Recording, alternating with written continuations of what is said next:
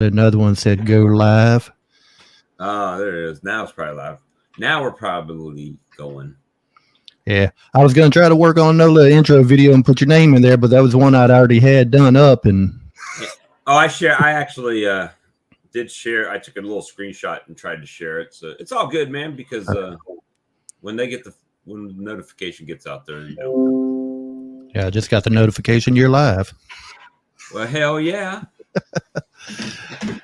Hey, I see Thomas Honey's in here. Oh, he's been in there for about an hour. I ain't been home 10 minutes and trying to get all new mics and everything set up.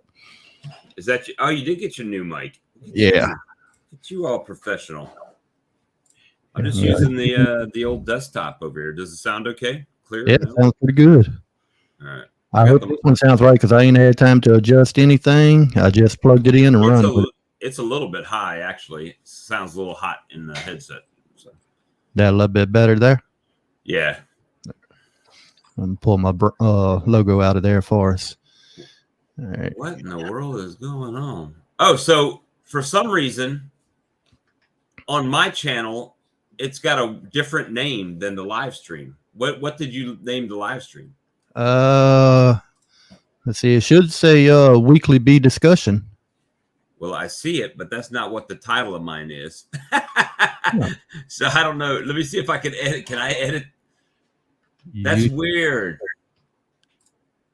Mine says Dogecoin price live, pump or dump. So that was like an old title from like. So we got technical difficulties. Yeah. Yeah. So, looking at the title on my screen for your channel is showing weekly bee discussion. I wonder if I can edit that right now while we're live. You should be able to, because I can edit it up here, but I mean it's already saying weekly discussion. Content. Yeah, so Lee is actually running the stream this week, and because I'm out of free time, actually. All right, here we go. Yeah, so I have to go in here and manually do my own thing here. Will it even let me? Oh, you know what? Duh, different computer.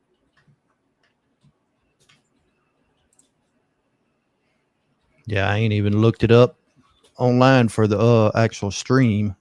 I'm just looking at the StreamYard window. I don't think I need all these Dogecoin hashtags on this thing. What do you think? Probably take all that out. We're getting it squared away. Let's see. So, man, work has just been the thing, man. Oh, yeah. You've been working your behind off. 17 hours last night. And then straight back this morning. And when's your next day off? Next Saturday, or this coming Saturday. As far as I know. That's subject to change. Hey, we got Thomas Honey down here. I'm going to bring him in. All right. Hey, guys. Good evening. Good evening. Good evening. How's it going? Good. How's your bees today? How's the bees knees? You know what? I was excited about today because I got off early, but I've been fighting this sickness, right? So I came home. I laid down. Next thing I woke up, it was like 1:30. And then, the bees were pretty much doing their thing already. They were kind of going crazy today. But it's supposed to rain tomorrow. So I was like, well, I'll just go check the hives tomorrow. And, now it's supposed to rain. So. Okay. I was going to say, what's everybody's weather doing today? Lee, what's your weather doing? About 75 and sunny today. We got a little rain yesterday. Nice. Okay. Let's see here. We got 65 here right now as we speak. It was in the 70s today. Let's see, 75 as we speak. We got an average of about 84 this week with rain on 80% chance on Monday of rain. All right, so this first time I've done this from this aspect of the show. Yeah. So I can't see the comments, so I'll watch the comments on my thing. Hey, Houston, what's up? Yeah, pump or dump on the honeycomb. Hey, sir. Yeah, I see Sarah down in the chat. Good evening. See, now I'm totally flipped around now. So we're actually streaming on 2 channels simultaneously right now. We're on Lee's channel, Kodiak Farm, and we're on Walker B Ranch channel. So do you see the feed coming from my channel too? The comments? And we're on Walker B Ranch channel. So I hear it. You see the feed coming from my channel too? The comments? I see Sarah's happy high. And we're on Walker B Ranch channel. So I hear it. You see the feed coming from my channel too? All right, we got a loop. Yeah, that was me with a loop. I had your channel pulled up on my third screen. I forgot to mute it. I see Cast Labs in your channel and Houston Shelton. Yep. So there you go. All right. So we're figuring this out because we have to share some things between YouTube, and this pulled up for some reason the old live on my title on my side. So I apologize, but this is the first time we've done it like this, and we're trying to get it squared away. And it was kind of last minute because Lee literally just walked in the door from work. So after getting home at 1 o'clock this morning from work. Well, you know, we got to pay that bill, right? Yeah. We got to pay the Better Bees and the Man Lakes of the world. That's my big bill. It better be. So speaking of Better Bee, I was after the ball started rolling. Okay, I have to apologize because I kind of nay-nayed them for about 3 weeks because it took a long time to get the price action going and movement going on the price and the quoting, right? But on my gear. And I ordered the gear yesterday. I ordered the 30 frame radial extractor, the 1500 millimeter uncapping tank, and the steam uncapper, tabletop uncapper. That's some nice gear you bought. I saw the post you put up today, man. That's some nice looking gear. Well, here's the caveat of that. I say. I got a thing from the shipping company that it's already been assigned to them for dispatch to ship it. So it's like going to be here soon. Okay. Hey, that was fast. Normally it takes, 4 or 5 days or better for them to even pick it up. Right. Yeah. I mean, and it might be that long, but I got the email that said that it had been assigned for shipping. I sent you the clip, the little clip. But Houston and I have to also apologize about something because I just was, before we started this and I was waiting on the stream key, I check my comments regularly on YouTube, but for some reason there was a bunch of them from like Swarmstead and from Cajun that were held for review for no reason. There was nothing.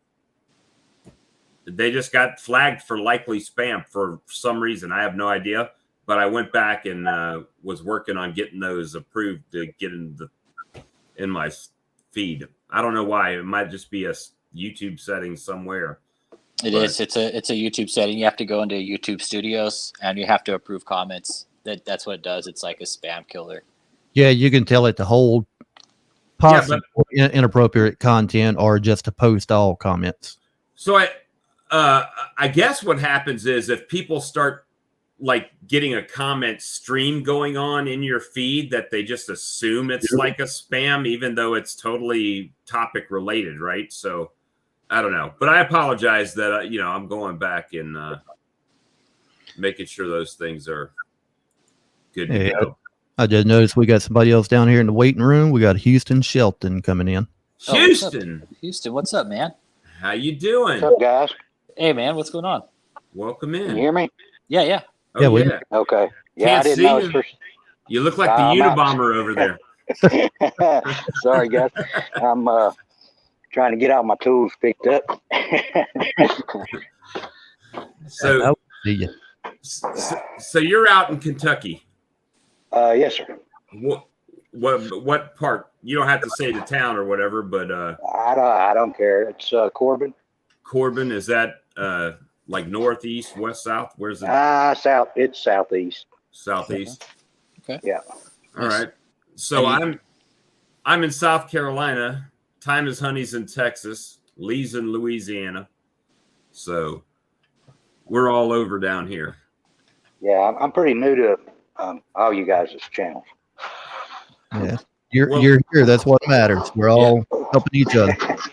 Well, I found your channel really interesting, and I stumbled upon it, I think, actually through Hillbilly Beekeeping. I think I somehow got linked through him to you, but I found your channel, and you've been keeping bees for a while. And it's Yeah. and essentially you're self-taught. You haven't had a mentor. No. So the struggle's real, right? I mean, I see like this year you said you were down to your last colony that you had right now. Yeah, I am actually. It's barely 4 frames of bees. Well, I was watching that video and I commented on it because the camera had cut off at the end. Yeah. And I was waiting because I didn't know how many bees you had in there. I was like, man, if I had one suggestion, I would have said move them to a nuke box, but it cut off. And I was like, I don't know how it ended. So Yeah, I actually had all my boxes tied up, trying to get them all repainted, and I didn't have a nuke box to slap them in. no, I got you. So we're glad to have you here. Tell us a little bit about how long you've been keeping bees and what got you into beekeeping. This is the 9th season I've had bees. Getting into it is kind of a different story. I was pretty wild, and I got in some trouble. And Been there, done that. yeah, and I actually got shot twice, and it's kind of through the recovery part of it, where I started looking into bees and stuff. And once I got them, it's been an addiction ever since. Exactly. Nice. Yeah, Nice. we definitely have a similar story. I mean, I've never been shot. I can say that. However, the as far as the mental part of beekeeping, for me, and I'm sure Rich will say the same thing. Time is Honey. That it's a therapy. It's time that you can get in your own head and get away from everything, but dealing with the bees. Right. And for me, that's the best part about it. For me, That's honestly. Priceless. Just the hum of the bees is relaxing. Well, I'm actually in a recovery program too, so I don't think there is one for beekeeping. So, Right, yeah. Hey, we can start one. We'll start one right here. maybe The we should. Yeah. 12-step recovery program for aspiring beekeepers. Yeah. Buy more boxes. You technically could, because it's a proven fact that there's a certain therapy to beekeeping. And we can have Brian bring Brian from Castle Hives bring the donuts weekly to the meetings. Yeah. Brian in on your live. Lee has the drinks, right? Yeah, at least got the drinks. Oh man! So I saw your video today. You had some little bit of activity around your swarm. Yeah, and I filmed it at the wrong time. I just seen a couple over there and shot it and just put it up, and then probably an hour later there was like 40 of them flying around everywhere. Scouts, you got some cleaners and scouts looking there. Nice. Yeah. Nice. My colonies today, my nucleus row that I've got set up on that side, that was a bunch of splits, and the bees were really, really excessively active over there today. I mean, I'm sure they were robbing out whatever they could rob out of there, but they're finding it. They're over there looking at the old comb, and I think I have a good chance of catching a swarm just in one of my old colonies sitting out there right now. Yeah, I've caught them that way. I did have one black comb in there, so that might have been what all the fuss was about. But yeah, it's going to be. I'm just waiting on a steady temperature change. Yeah. It goes 70, 22, 85, snowing. Right. It's been kind of crazy. I think everybody's agreed with that. Like everybody's waiting for this 9-inch weather. Some parts of the country, like the bees are already working, but then we're having the late nights, cold nights still here in South Texas as well. According to our forecast from last Friday, that was our last cold snap we were supposed to have. So we should be pretty steady here on out. Yeah. You guys don't get that like mid-April one weekend that just kind of for some reason wants to kill everything. Every now and then, but from what they're predicting right now, we should be pretty steady. I hadn't checked my almanac. I gotta check that. I watched Ian Stepler's video just about 30 minutes before the broadcast here, and he's starting to have them die out inside of his shed, run out of food. I saw that too. Yeah. So he's trying to come up with a way to emergency feed that, at least that one colony in the video, which I don't want to give the spoiler alert. Go watch his damn video. It's supportive. Yeah. Right. Hey, I like your little on-air sign you got in the back there, dude. That's really cool. Yeah, I got that That's slick, man. It was only one power, either on or off, and it was just too bright. So I had to buy a USB dimmable switch, put on it, and it's on the lowest setting for it to even work. You hear? He had to go buy it. See, that's the addiction here. It's the technology. He couldn't just have a bright light. He had to go buy the dimmable. It's not only spending money on like the bees, but he's also got like he's like a bee. I got totally. All right, so all I got's a cell phone, guys. Hey, I'm here. That's all that matters. Yeah. Well, that's all you got right now. Yeah. And then you'll end up like me with this pile of GoPros and Nikons and webcams and virtual backgrounds.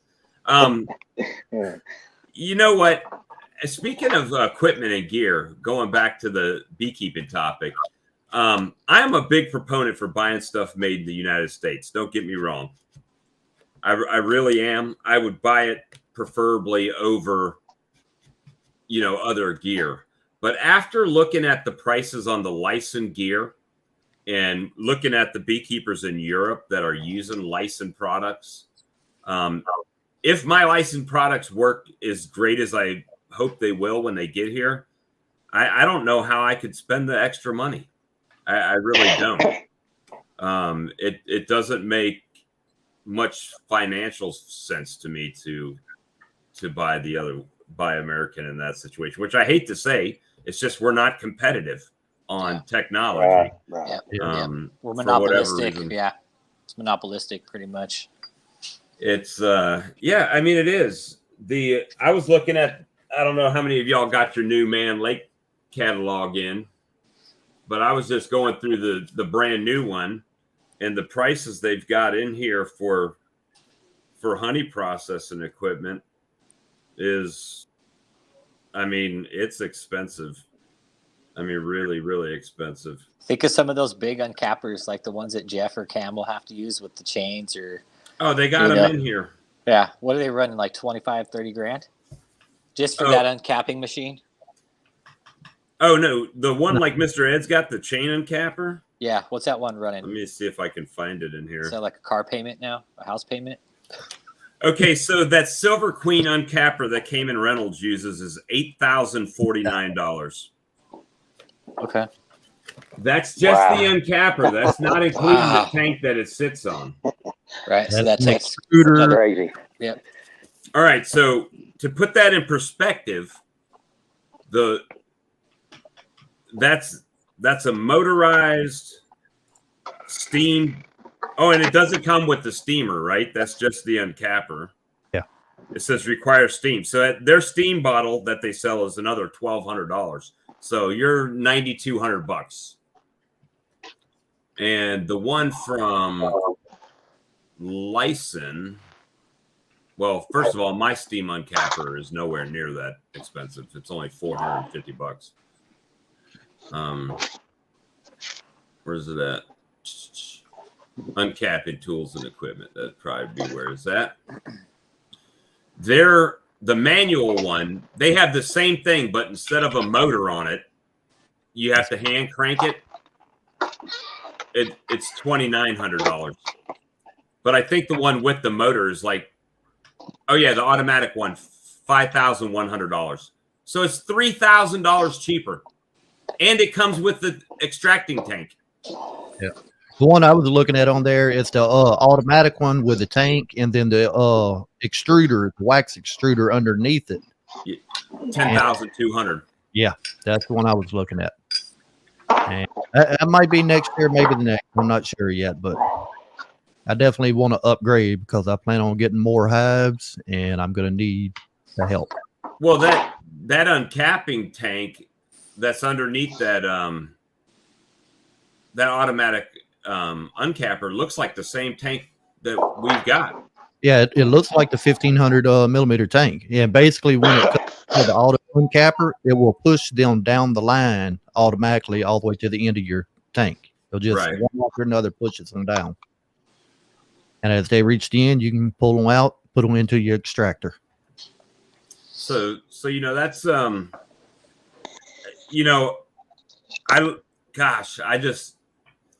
I can't bring myself to pay double for something.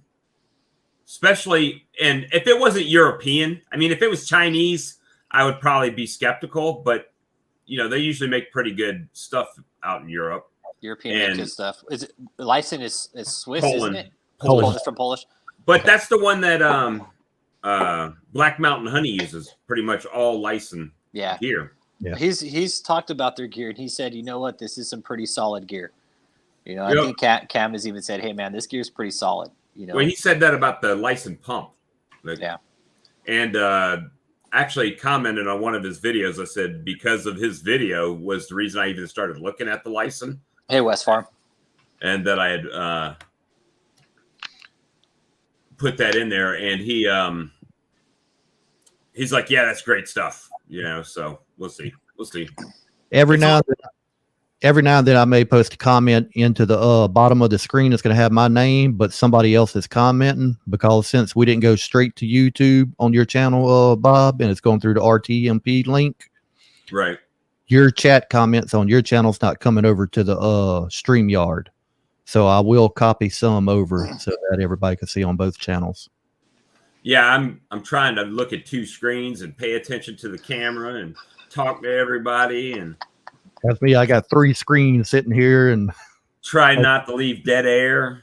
I can just see you guys. I can't see the comments unless I go to the chat, and then when I pull it up, I can't see you guys. But Yeah, Houston, well, how many part of the screen. colonies are you starting up with this year? I'll probably just go get a couple. I'm mainly, trying to shoot for swarms. I brought a lot of stock in from all over, and I just keep losing, man. Okay. And I'm gonna try to go with some swarms. Okay. That's what I got right now. Nice. The All right. swarm from last year. Same here. Hey, Lee, drop the stream key in the private chat, and I'll try to share it on my chat in case somebody wants to join in. All right. And we've Wayne's, got Wayne's honeybees. so got can I read this real quick? yeah. Wayne, it's in kind of relation to Houston. Wayne's honeybees. Beekeepers all have our stories. This is the first mention. I have a deep spiritual story. 7/11/03. I died for 22 minutes. Someday I'll share more. Maybe next time I'll set it up. That's probably true. A lot of beekeepers have stories. Yeah, There's people behind the beekeepers, man. I started not to put mine out there, and I thought, what the hell? I lived through it, and Yeah. I'm in recovery, and You could tell somebody that may pick up your lesson and be like, hey, that's what happened in that situation or whatever their case was, and somebody's going to pick up that lesson, be like, hey, I'm going to learn from that. And no, I'm not saying that's bad or that's, we learn lessons and people will learn from our lessons also. right. It's not a bad thing. No. Called the 100%. school hard knock. Yeah, absolutely. Yeah. Sometimes coming out and talking about it and make you stronger It does. Yeah. than trying to hide it. Well, the funny thing is about beekeeping. A month ago or 2 months ago, none of us knew each other. Right. Oh, And now we're doing live streams together. talking on the cell phone. Yeah. You know, I've talked to Lee, I've talked to Rich, I've talked to Earl, and I didn't on the cell phone. It's not like just over the computer or whatever, but it's We all have each other's numbers in our phone now. I've Yeah, been so- wanting to try to get up with Earl, and I didn't want to put information out there, ask him to. Yeah. So I was kind of hoping to get him in a chat. So I know Sorry, you that was guys- me, guys. He'll probably pop in here eventually once he sees we're on. Or you know what? I could probably send him. Hang on. Hey, William. Yeah, hey, William, I've seen you come in now. So we're doing this a little bit different. So it's a little bit awkward tonight, guys. I apologize. And so this is actually being streamed from Kodiak Farm, but it's also being streamed to my channel at the same time. Simulcast, I guess Awesome, is what they Sarah. would call it. I hear you. And- I used to be an addict too. I get you. It's nothing It's- easy about getting clean. It's It's a hard thing to do. and so what we're doing is we can't see each other, the comments from each channel at the same time. I guess Lee is following my channel and the box over here on each of them. So, Yeah, I got I your had to jump pulled up over to on my third Lee's. screen, and I'm Dumb. copying over. but as usual, if you want to join the chat, feel free to click the link that I just put in my description or in the my chat, and come join, talk to us. Let's talk bees. Let's talk whatever. And So West Farm and Bees, there in their bee club, talked about spring maintenance and swarm catching. What kind of information were you guys talking about today? I guess we're with the chat. I guess we're talking bees. the spring maintenance.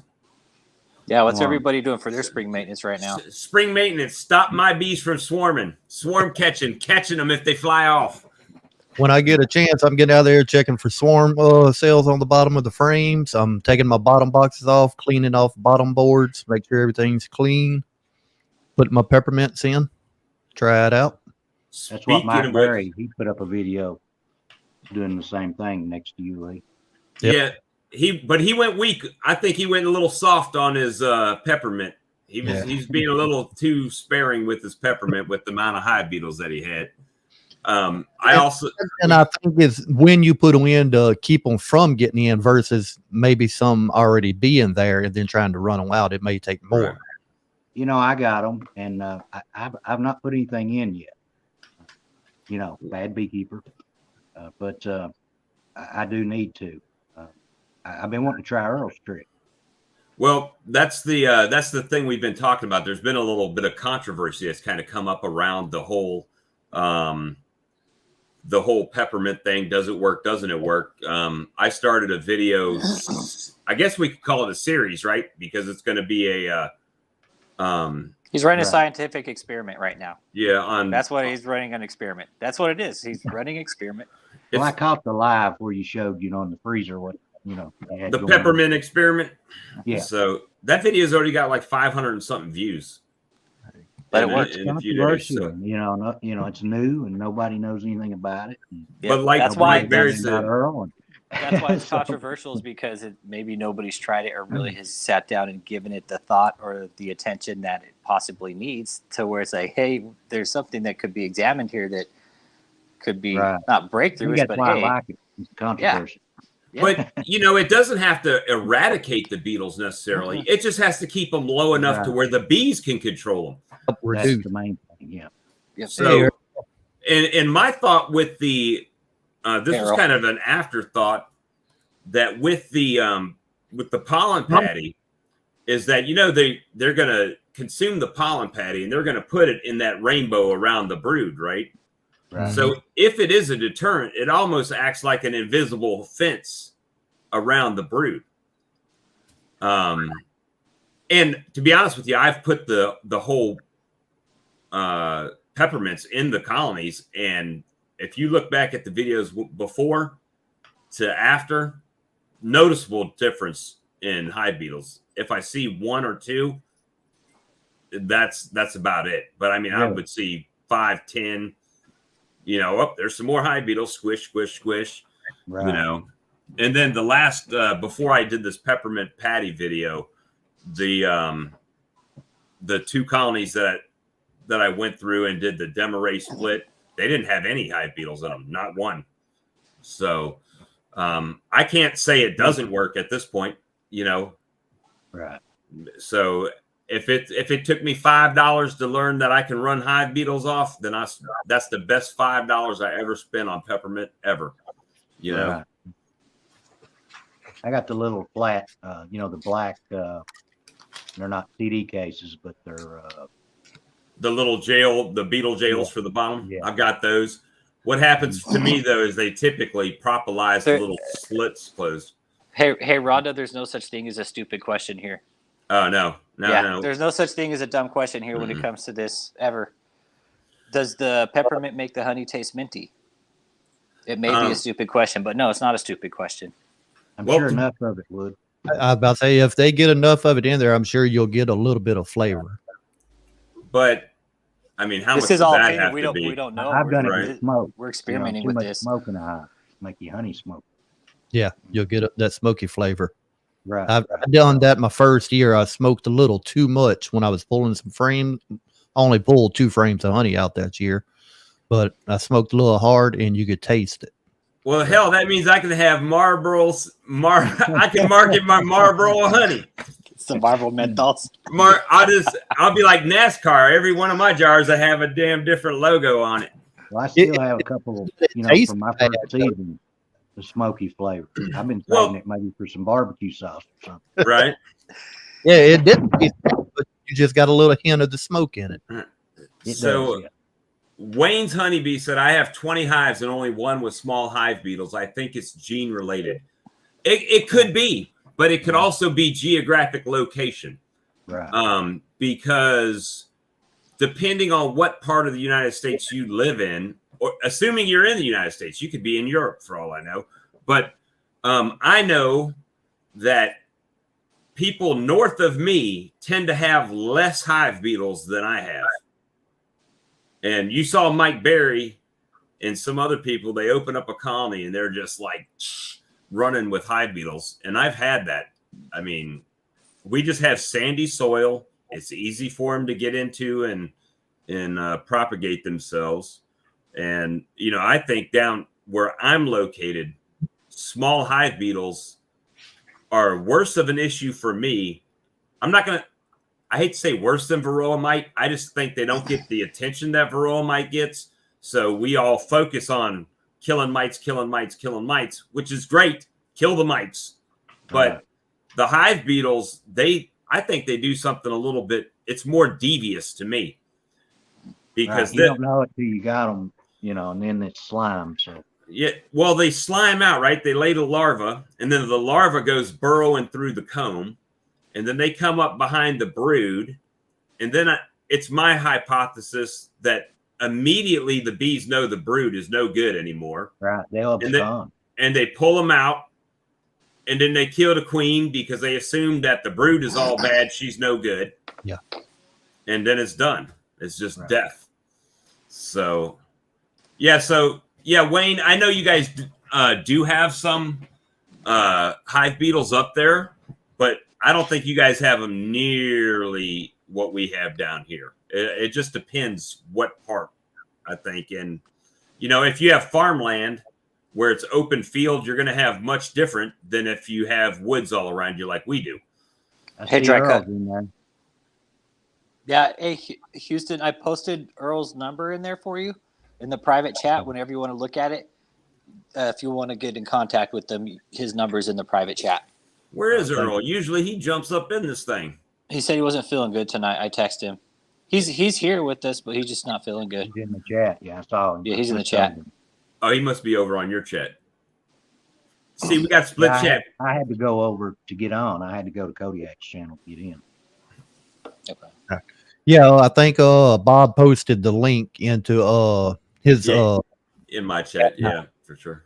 Okay. Yeah, if anybody notices my name come up at the bottom of the screen in the live and then a comment under it, I'm copying comments from Bob's channel over to the live stream. So they'll probably double into the my stream. But what do you guys got? You guys got anything coming up for content that you're trying to put out soon? Lee, what you got going? Rhonda, As soon sorry. As soon as I get some time off, I'm going to be working on. I've been starting on the video of my horizontal hive I got from Ricky. Okay. That's what I'm Nice, working on. nice. Horizontal hive. Yeah. I don't know if you can see it. It's behind me here. Yep. I'm out. So Rhonda Oh. said she's getting some hoping to get some colonies this year. She's swarm trapping also. Okay, awesome. I'm swarm trapping also. You guys are like the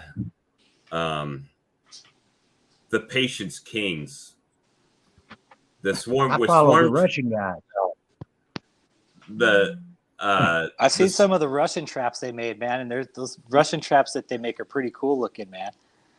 They do some pretty nifty little things.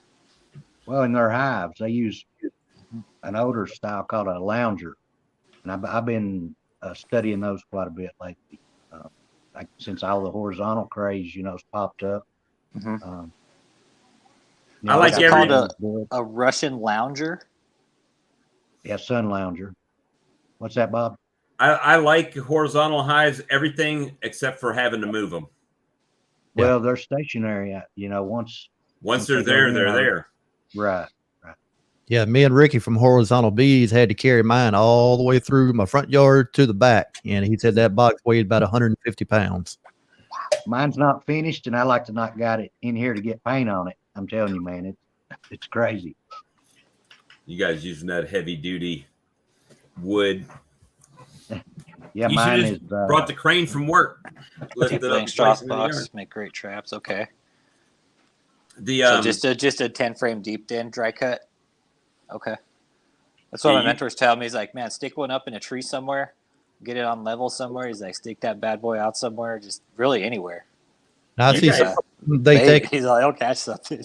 I'll see some take a 10 frame deep, put drawn foundation or drawn comb in it, or put a couple of frames to the side, and then put a medium super on the bottom with no frames in it. That way, when the bees come in, they have a little open space, and then go up to the comb.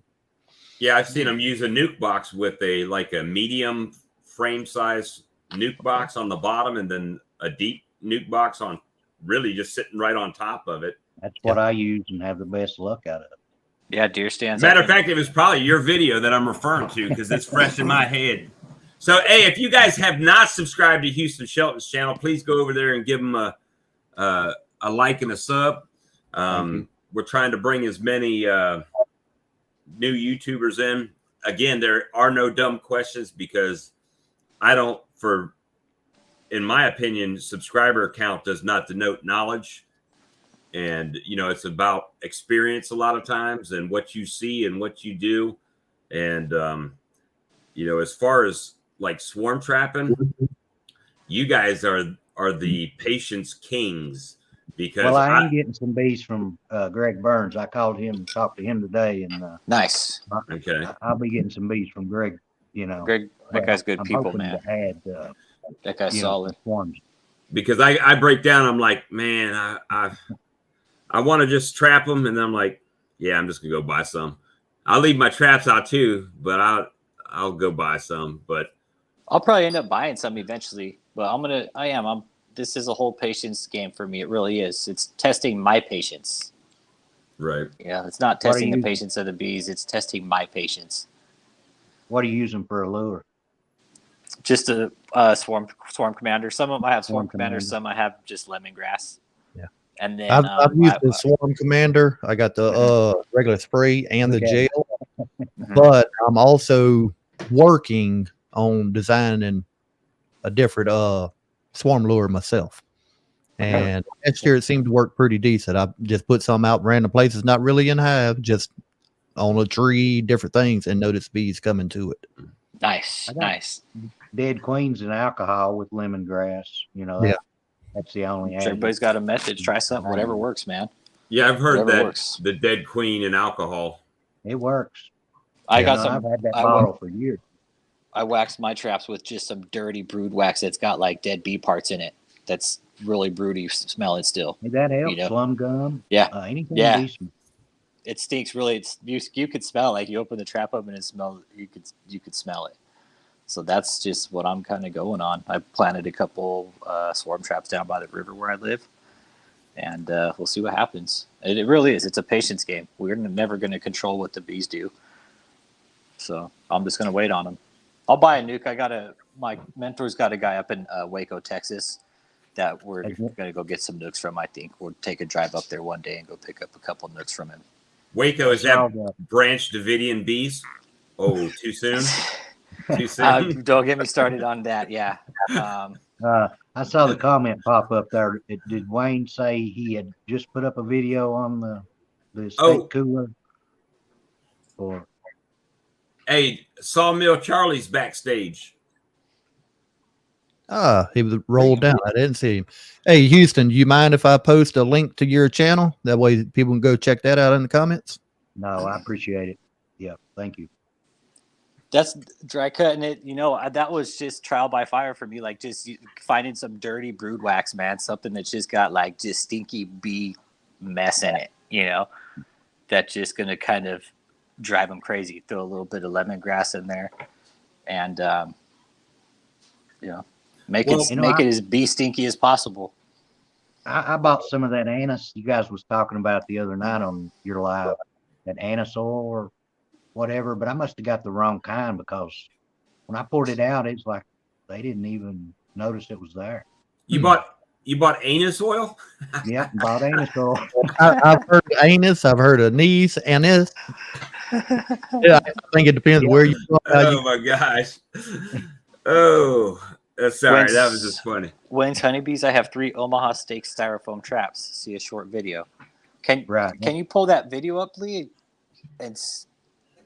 So when you buy Omaha steaks, they send them in like a styrofoam cooler with dry ice, right, to keep it cold. Okay. So basically, it's like a poly nuke. Lawrence uses those too. He uses styrofoam traps. Yeah, he uses Will those. it have a frame, or you got to put top bars in it, or what? It's probably depending on how many steaks you get. I'm sure it's probably big enough. That's what I'm curious. I know Lawrence. He'll get good size styrofoam boxes from like fish and chips, like that's the frozen fish, and he'll set those out, and I guess the bees are able to draw right off the styrofoam, so you don't need to put anything like it's plastic. They're not really able to draw off of it.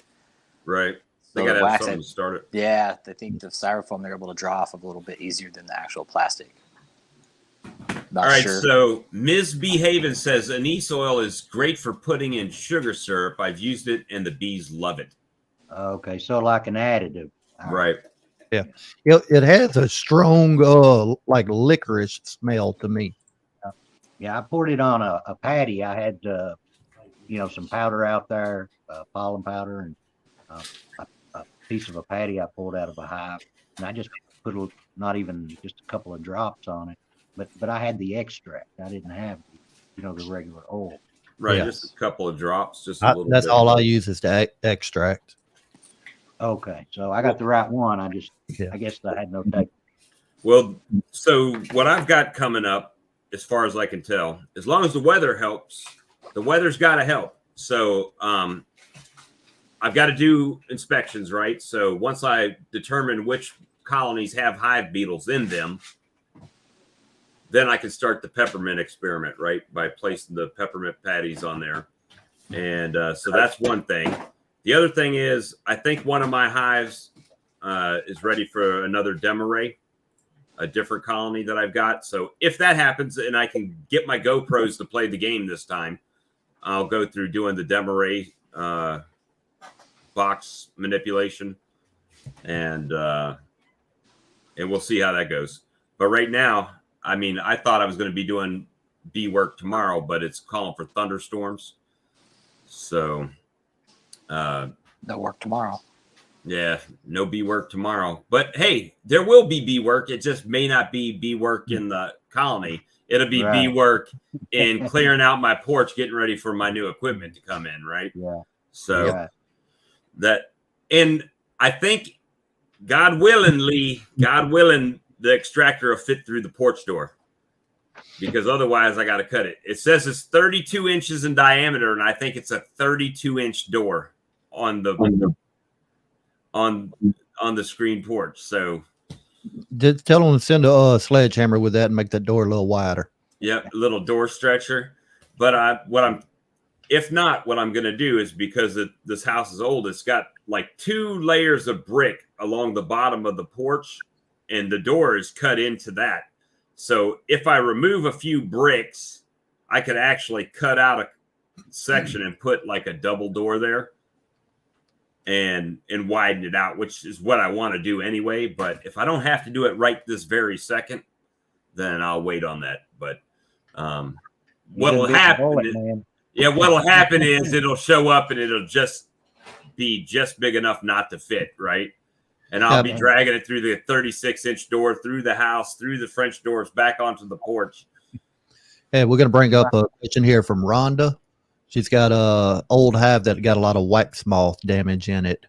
She's wanting to know if it'd be okay to use. Sure will. Bees are going to clear the majority of all that out. If it's anything real bad, you can pick it off by hand. But any small stuff, medium, the bees are going to drag it out and clean it. What I do is I take the cocoons out with my hive tool, just peel them all out and all that old webbing. And if you feel bad about it, if you've got a freezer, I've got an old freezer, I'll take the frames and put them in there and make sure everything's dead on it. And then you can put them right back to work. Yeah. Anything you scratch out, the bees will repair the wax, put it back together. The We'll pepper bring looking Milk Charlie here to the stream with us. He's been patiently waiting. Hey, oh, and he's coming from his bee yard. Yeah. Good to see you again, Charlie. Yeah, good to be back on. So, we're just, doing the little bee chat and finally bit the bullet. I took your advice. I stayed with the 30 frame extractor. So, Yeah, it sounds like to me that you're going to, build up your hives and stuff. And, look ahead, always look ahead. I've actually, after boo-booing on Better Bee for not getting back to me in a timely fashion, after they had my money, it went really quick. So I got a notification today that it's already been assigned for shipment. So no turning back now, huh? Yeah, it was $4,000. I mean, that may not be a lot to some people, but it was a lot to me. Man. A lot. So, and now we're sitting here, and I'm sitting and thinking, well, you know what? Go nice with that. This would go nice with that, and this would go nice with it. And this automatic bottler, that would really go nice with that. Right. And that's what I'm looking at. They got that licensed round tabletop bottler that spins around and has a laser eye. That's on my wish list. It's just a matter of I've got to make it make sense. I don't want to get rich from honey, but I want the honey to help pay for. I'd say honey's going up. It is. Yeah, It's the sustainability of it. That's what you want. You want your beekeeping operations to sustain itself off the honey, basically. And then hopefully the equipment lasts long enough to where once it's paid for itself, then it becomes profitable, right? There's no expense really with that. So it's surprising because I still have people today, even today at work, I had 2 or 3 people come up to me. One of them was a grocery store manager that I was working in the grocery store. And the lady was like, so how's the honey going? And we went to the honey section. I'm like, look, I know this says it's honey and it's cheaper than what I sell, but then when you look at the back and it says Argentina and Uruguay and everything else, I said, that's why it's so cheap, because you can't even really for sure tell me that's honey. At least not 100% honey. 100%. You have to send us to some lab in Europe to actually get tested, I think. Or they have labs around America. You can have it tested. I think it'd be kind of like ethanol gas, 10%. Right. Yeah. 10% I've honey. seen it on the labels that way, where it says 10% honey and 90% corn syrup. Yeah. Right. Oh, man. The syrup you buy, at these big box stores, all it is corn syrup. Well, I think the biggest headache I have with my honey is because mine's not that traditional dark honey. It's more of just a golden color. Hold on. I've got some right here, actually. It depends what time of the year. Mine will get dark later in the year. In the fall, yeah. That's Spring good looking honey's honey to all me. I mean, that sells up here. Right. Right. It sells here at my house, but when you're talking to people in the grocery store, they're used to seeing that consistent color Right. like that, you There know. go, Lee. And some people don't understand that I could go 2 miles down the road, my honey could look just like Lee's. Yeah. You know, it just depends on what's around you. I said, Don't change in the fall in the fall time. Yours don't darken up, Bob. This is my fall honey. Oh, okay. My spring honey was damn near clear. And look how clear his honey is. Like, look how golden yellow it is. that's how my spring honey is. It'll have a lot more privet in it. But I find that spring honey, when it has a lot of privet, it wants to crystallize faster on you. Right. I've been lucky. Mine hasn't crystallized. None of my honey from this last year crystallized. But it was funny because in this, I don't know how to explain this, but I'm just going to say it the way I countrify it. You taste it, and it tastes like the flowers smell. Does that make sense? You get that blossom smell. It's a floral Yeah, that thing. floral smell to it, or aroma. Now, this is some of my spring crystallized honey. I mean, it's That's- going to be harder to see through when it's crystallized, but that's my spring honey. I like that Have you stuff, make that kind whipped of stuff, honey with Lee, that, Lee? where it's crystallized. Say that again? Do you That do whipped crystallized. honey, cream honey? No, sir, not yet. I haven't. I'm wanting to, but not yet. Do you need Now- a machine? Do you have to have a special machine for that, Lee? Let's see. I can buy the attachment for my bottom tank, and basically it will spin it around and cream everything for you. See that virtual background kind of. Yeah, Yeah, it's that's glitching out screws there, it Charlie. up. That's the same thing I have. There you go. There we go. Yeah, yours is a lot like mine. Yeah. I mean, it's a lot like mine. Yeah. The reason Well- I have some of the crystallized jars like this, I got one lady that's all she wants to buy is crystallized honey. So Oh, I'll, yeah, spread it on That your helps toast. you move it. I'll take about a case and a half of my jars. I'll put them in the refrigerator for a week or so, and then take them out and they'll finish crystallizing. Taking, start selling creamed honey. That's what I asked. Yeah. That's what I'm wanting to do. Yeah. You can Oh, buy a. I see a new licensed honey creamer in his future. Do you Hey, a few we- small batches by hand? Now I've seen some videos. I don't know how good it works. I hadn't tried it myself really, but they take the KitchenAid countertop mixers. Yep. They'll use Really? that to whip basically they're just whipping the honey to a cream. Oh, You that's break it. down Yeah, you crispy. could make like almond butter and stuff out of those. You really can. You throw like peanuts in there, almonds, and you can make your own almond butter. With those, no BS. You can probably make your own like what is it, like your butter honey? Like if you wanted to make like your own kind of whipped honey, like you were talking about. Yeah. Do anything, man. Those things are amazing. Now I've heard some people say using the countertop mixer, I guess it whipping so much that basically once it's set harder. It's not real creamy. They Now, make they'll- Almost like a butter. Now you got to have what they call it. They call it seed, Yeah, seed Yeah. honey. and, Seed honey, and to yeah. put in there to get it to, and you got to have it to where it's all say a real fine crystal. Yeah. To start with, and we had a demo here a couple weeks ago. The guy, like you said, all he did was take a drill and a paint spiral stir, bit. you Yeah. call it, and whipped it in the bucket, and then you Yep. put it in the jar, and then one of my other members, she said that she put it in her wine cooler refrigerator where you could adjust the temperature, and I think it has something like between 50 and 57 degrees or something like that. It's a specific temperature that you have to keep it at. Yeah, in order for it to cream up. for Sarah there's right. It is just your crystallized honey is your seed. Now I seen one video. It's been I don't know, probably almost a year ago. The guy was saying the way that he makes his seed from I guess you'd say scratch. He takes a mortar and pestle, and he'll put Break 2 it up. tablespoons of cream or crystallized honey in it, and just sit there and work it until Make it it's really fine crystals. That sounds a lot like work to me. Yeah, It's like table sugar, the crystal to make real good cream honey. No, but I mean, I've heard a lot of folks still buy other people's crystallized honey and they like it. and then just put so many tablespoons in it to do it. Right. Use But their- the big thing was, from what I have not tried it, but was you have to have it at a certain temperature. It can't be like refrigerator temperature. Yeah. It's got to be just a cool temperature. I think refrigerator is normally closer to 40 degrees, correct? Yeah, I think it is, and I think this wine cooler that she had, I'm going to say 53 degrees, something like that, a constant. Could dial it in, and that's how it. It just put the jars in there and come back in so many weeks, and it's ready to go. Now, that's the Yeah, I've question I never wanted to done ask you the other night, Mr. Charlie. Charlie, He was talking about you have the old refrigerator or freezer that you use for your honey warmer.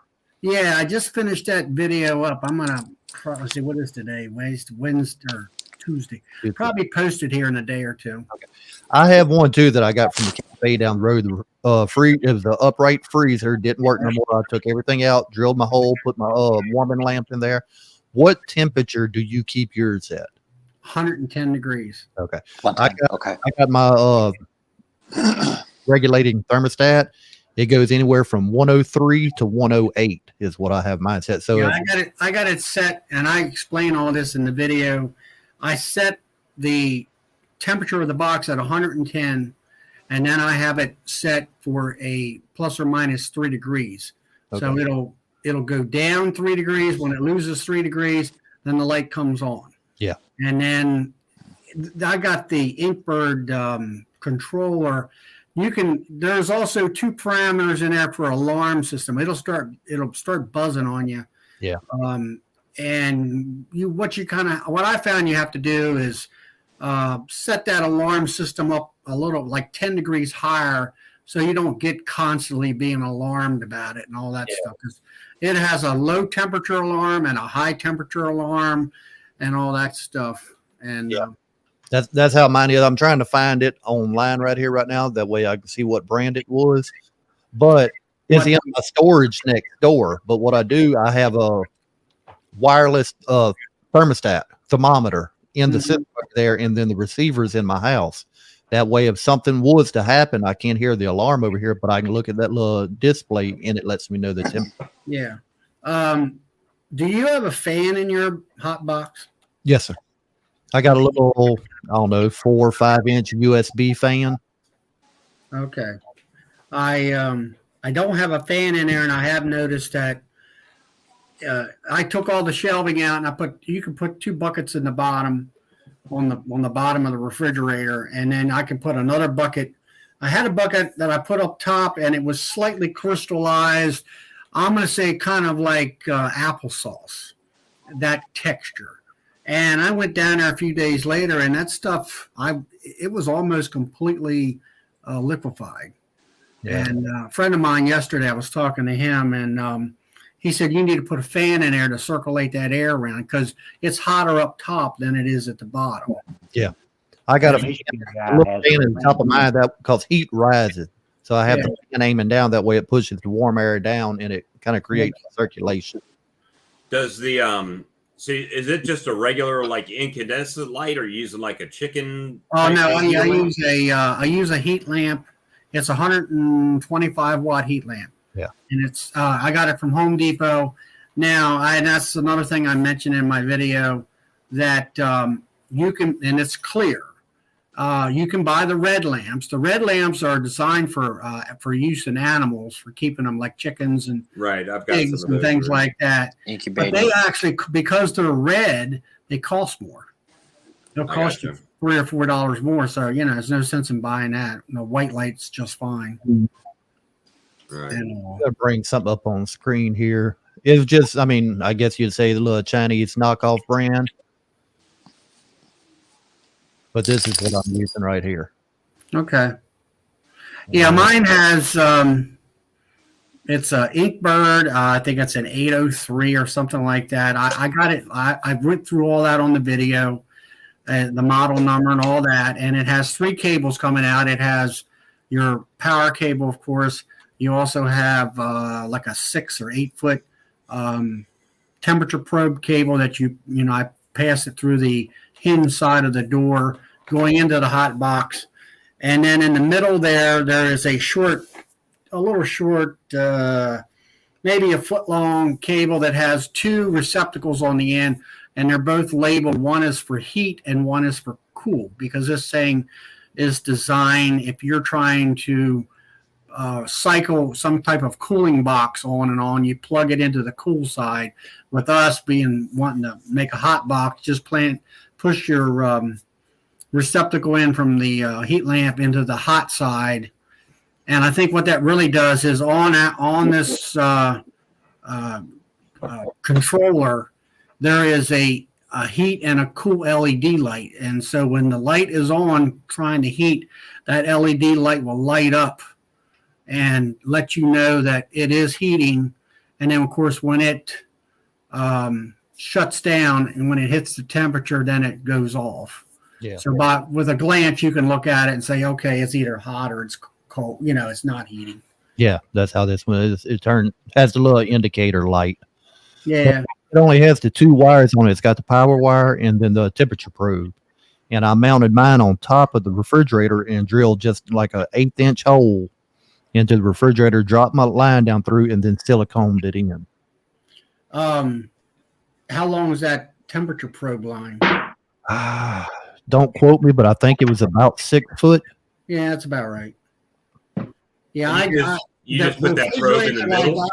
Yeah. I had a guy come in here, and he was one of those guys that was he would take used appliances and resell them, and I mean stuff that looked like brand new, and you could buy them for pretty cheap price. And my brother was buying some stuff, and I said, "Have you got one on there that's broke? All I'm looking for is the insulation factor of the refrigerator."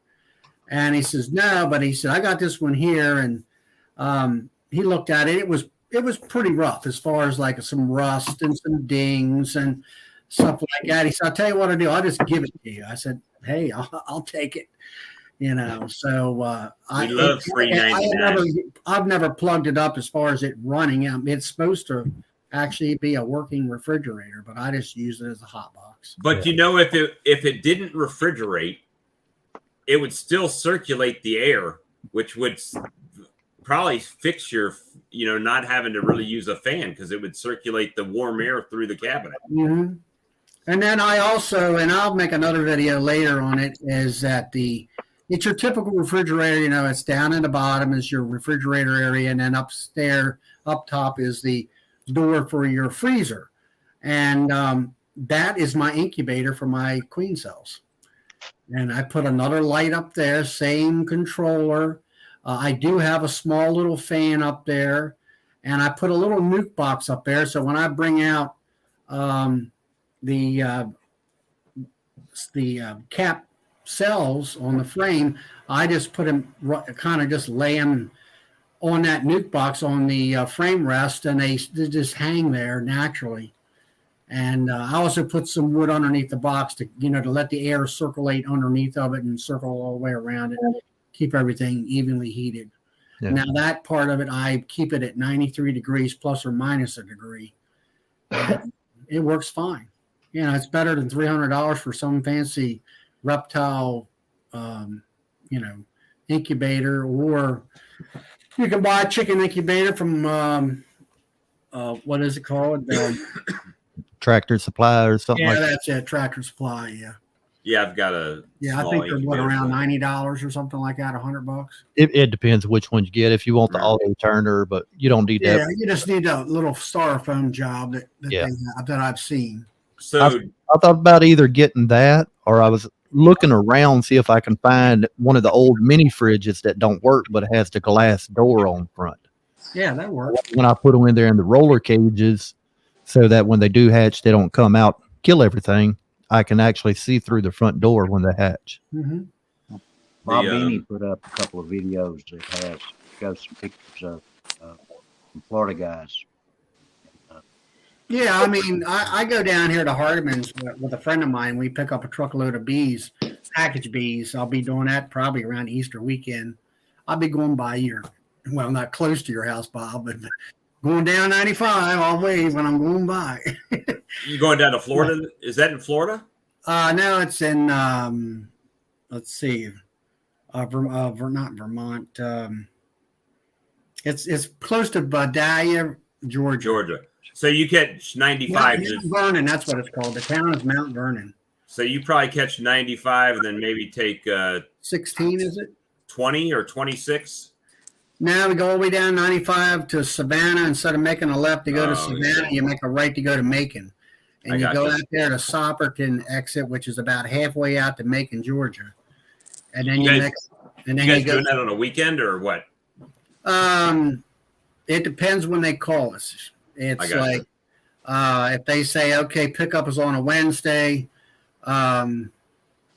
we'll a lot of times it's usually if it's Easter weekend, we're going down on a Saturday or a Sunday, and then we'll lay over until the next day, and then we'll get out there that early that morning, load the truck, and then up the road we go. And then that's when you get the bees on there, you don't stop. Right. You set for fuel, and really you don't. I mean, you stop for fuel, and we take some food along with us, and bathroom breaks. That's about it. Bathroom break, and that is it. Hey, everybody. We got Jerome Bee Farm and Homestead in the chat over on my channel. Hey, Jerome. Good to see you. What's going on? We got Jason Johnson in here. Nice. What's going on, guys? Speaking of Jason Johnson asked, sorry, he said, is the heat boxes that the bug farmer has on his colony? I just want to try it. No, we're talking about a honey warming cabinet, basically made out of refrigerators. Yeah, is what we were talking about. So I mean, you can make it out of like a deep freezer, but the problem with that is when you got 50, 60 pounds of honey in a 5-gallon bucket, you don't want to be reaching down over the side of that thing. It's going to yank your back out. You know, you just want something that's light, just kind of put it right in. That's what I was thinking at first was a deep freezer, and I got to thinking about that. I got a bad back anyway, so I don't want to have to reach down and yank it up. So I got the upright freezer. It don't work, but it still had all the shelves in it. And I just took the 2 bottom racks out to put the 5-gallon buckets in. But once I bottle my honey before I go to market, I'll take it and I'll just keep it in there, just lightly keep it warm. That way it don't crystallize. Yeah, now that's when actually I forgot to say something about it on my video, and I had to I've learned how to put a little text line in there.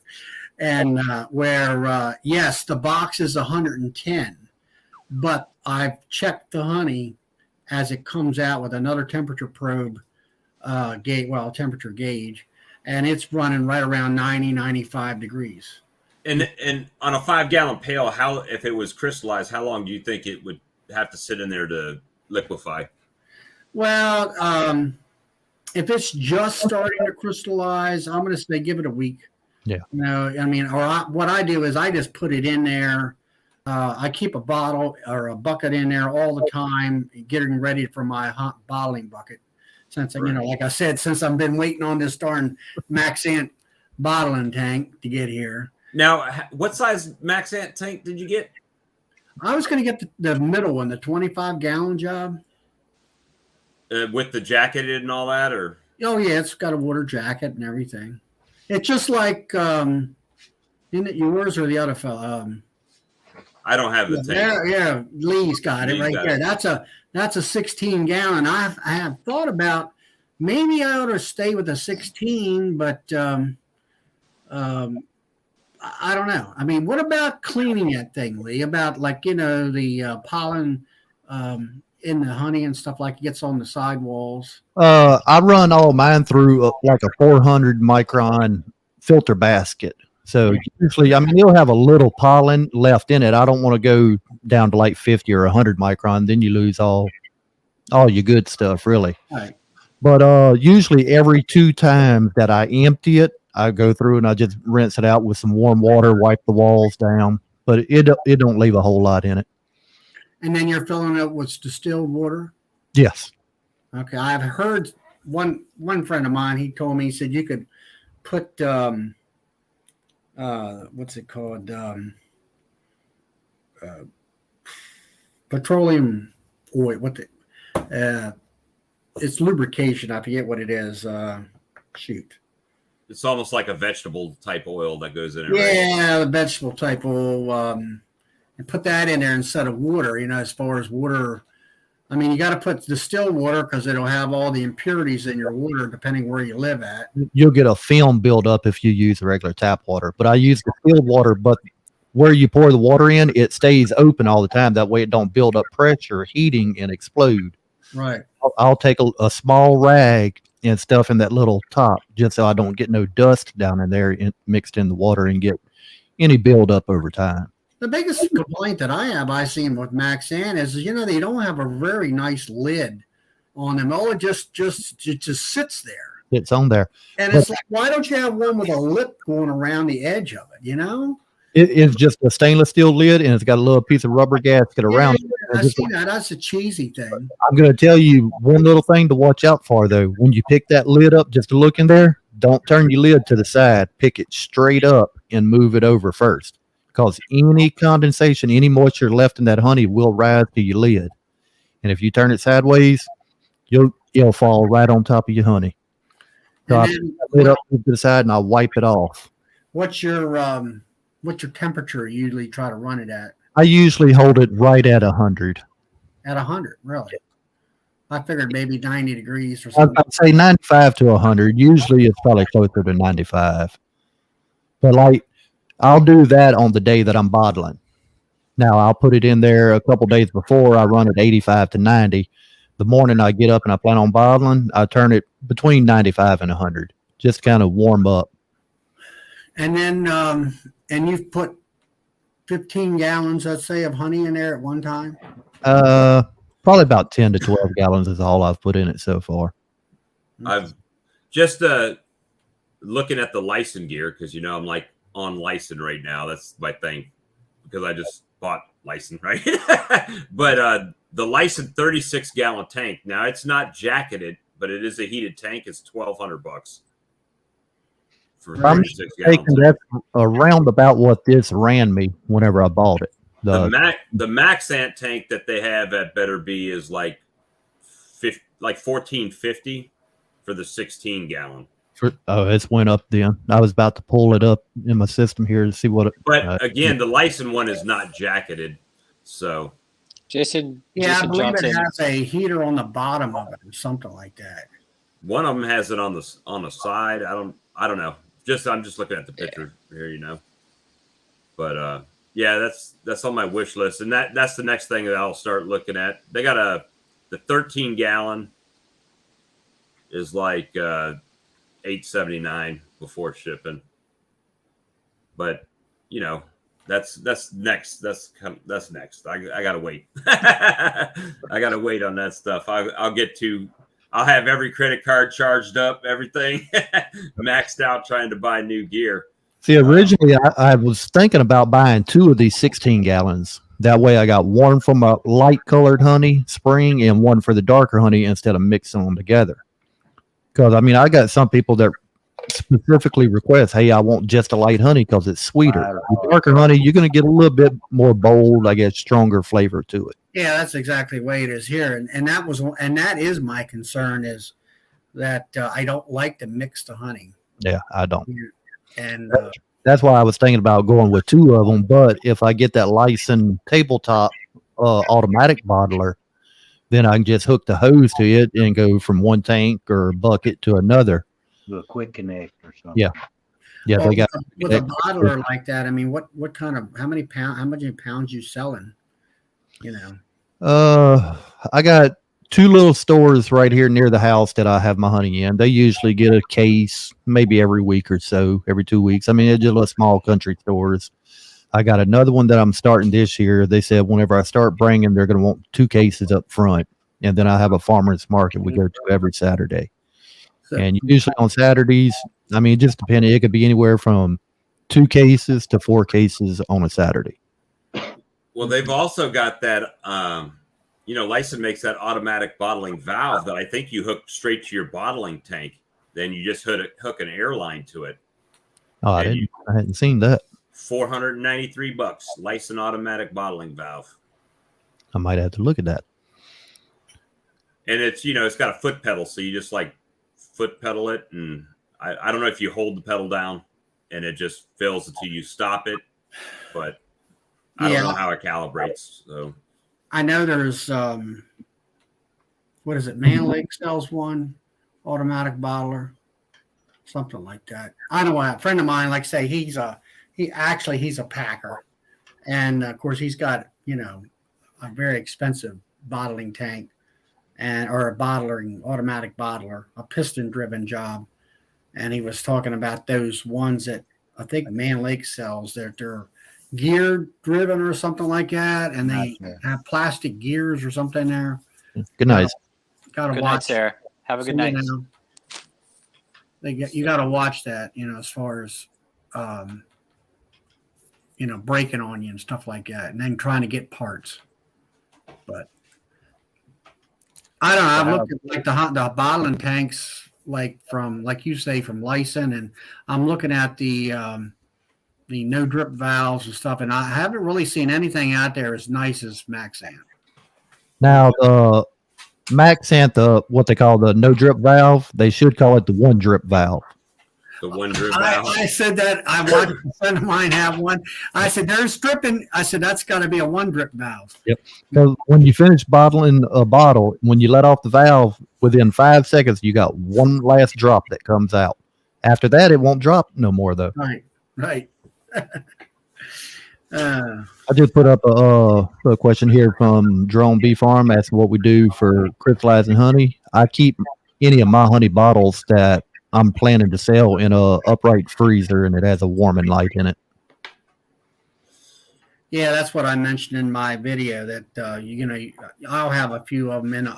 I bottle as I go, and I only keep so much in stock, and then you'll get those ones that might start to crystallize a little bit, and I just put it in the refrigerator door with those shelves, and 1 or 2 days, 24 to 48 hours, it's back to liquid. Yeah. Well, I got the redneck version of it. You ready? You put the case of bottles in your pickup truck and let it ride around in the, when you park, it'll heat up. 100 degrees. The cab heats up, and you just let it ride around in the back seat, and it'll heat up and clarify. If we do that here in South Louisiana, we're going to pasteurize our honey that way. Yeah, The that's true. Beekeeper's Workshop has a plan to make a heater. It's just plywood, and I think he uses the light, the regular light. Yeah, is that the guy? It's plan. The guy goes to the plans on the internet, right? Yeah. He's up north or someplace. Yeah, it's Michigan. it's an insulated wooden box that I think holds 1 5-gallon bucket. I think. Yeah. Jerome was was saying asking, to keep it around 100 degrees, right? 100. I keep mine between 103 and 108. It kind of fluctuates within that 5 degree. I was You said you keep yours at 110. Yeah, I started going. I was at 108, and some of them must, I got a ton of buckets sitting there, and I'm like, it's going to get more crystallized than what I like. But if you take a texture of that honey and it's just kind of slightly gritty, well, it won't take no time at all in that hot box. But when it gets sort of towards the Solid stage. yeah, well, I've had them like solid. I had it when you get to that point, you better be thinking about a water bath on the stove.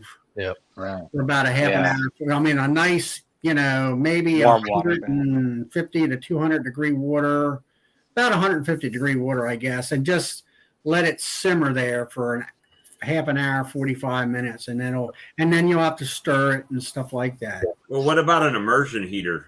Would that work?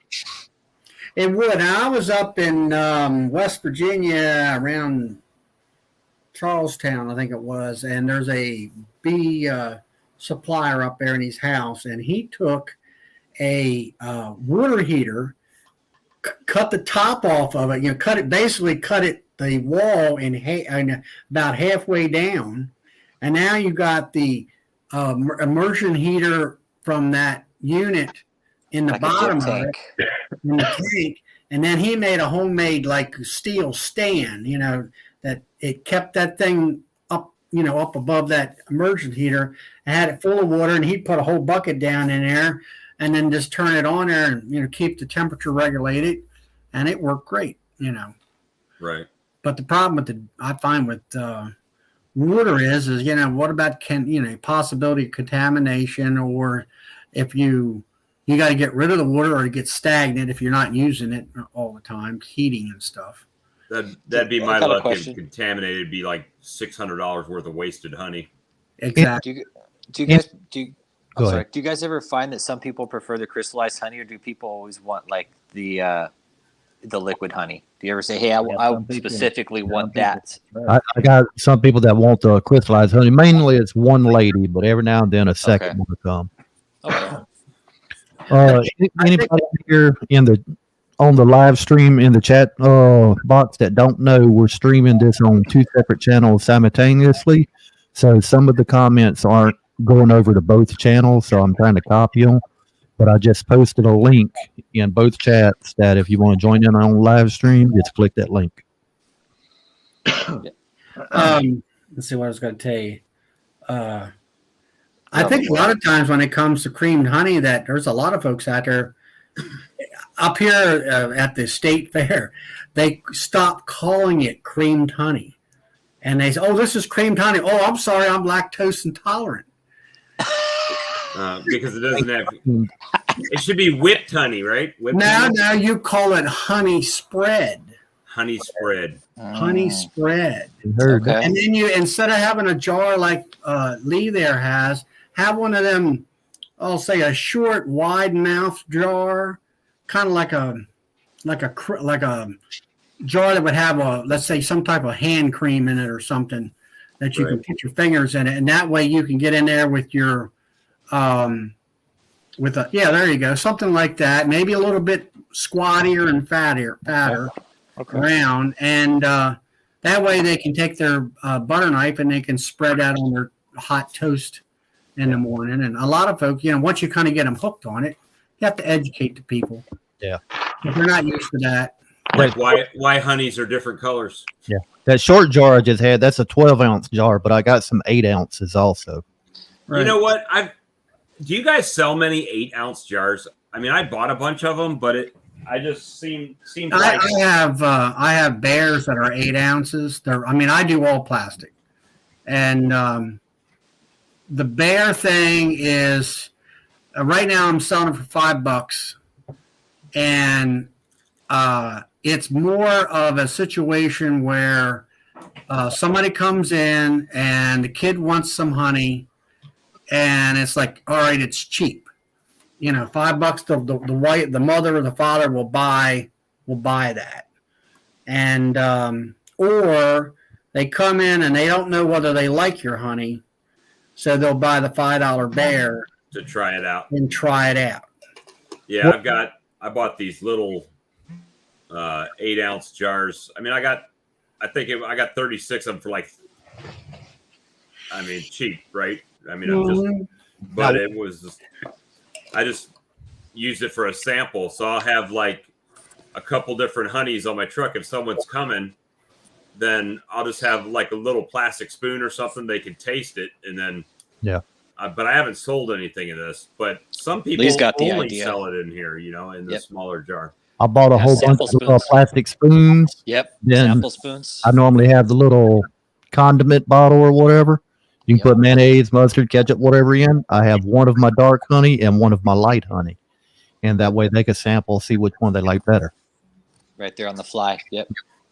Perfect. Because when I set it up on the table at the farmer's market, I got all the light color on one side, all the darker honey on the other side. Good night, Rhonda. Thanks for stopping in and listening and being a part of this. I've also thought, Right. I haven't got to this point yet, but for people to bring jars back and then you just sell it by the weight, right? It saves you from not having to buy the jar. Yep. And they're watching you bottle it up right there in front of them, right? Basically, they can bring their own jar and you tear out the jar and then you weigh it afterwards and just charge them the base rate.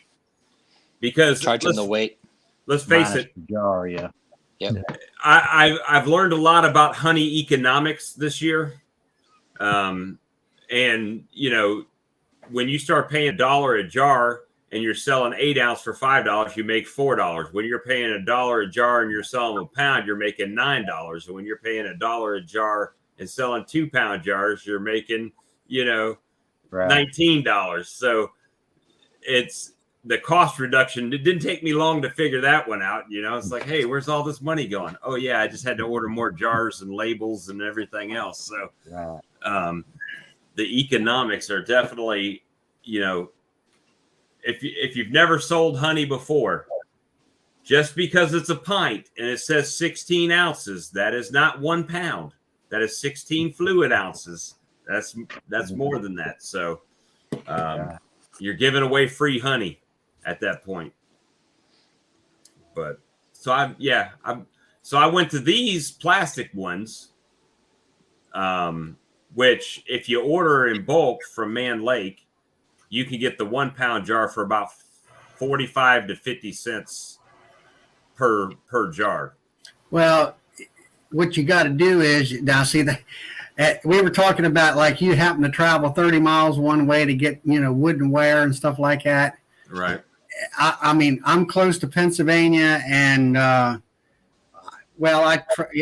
probably travel 45 minutes one way, maybe close to an hour, and up to Lancaster, Pennsylvania, and Dutch Gold is up there, and they have a honey processing plant, and you can go up there. You can even have an account with them and stuff. I buy all that plastic stuff by the case. Oh, really? Yeah. Now the problem is with like those bears. I have one case in there. It's probably 3 or 4 years old because you get 500 of them in there. Them little stupid bears. But now I'll go through 1 pounders and 2 pounders. Let me see if I can still show this again. Let's see if that'll fit. Green's a bad color for green screen. Yeah, it is. I mean, I don't know. Let's see. Hurt too bad as long as he don't click that button. Green But screen. that's a 1 pound skep jar. That's I don't know what you call it as a queen jar, is it, or something? I've heard The queen line, Queen line? like this.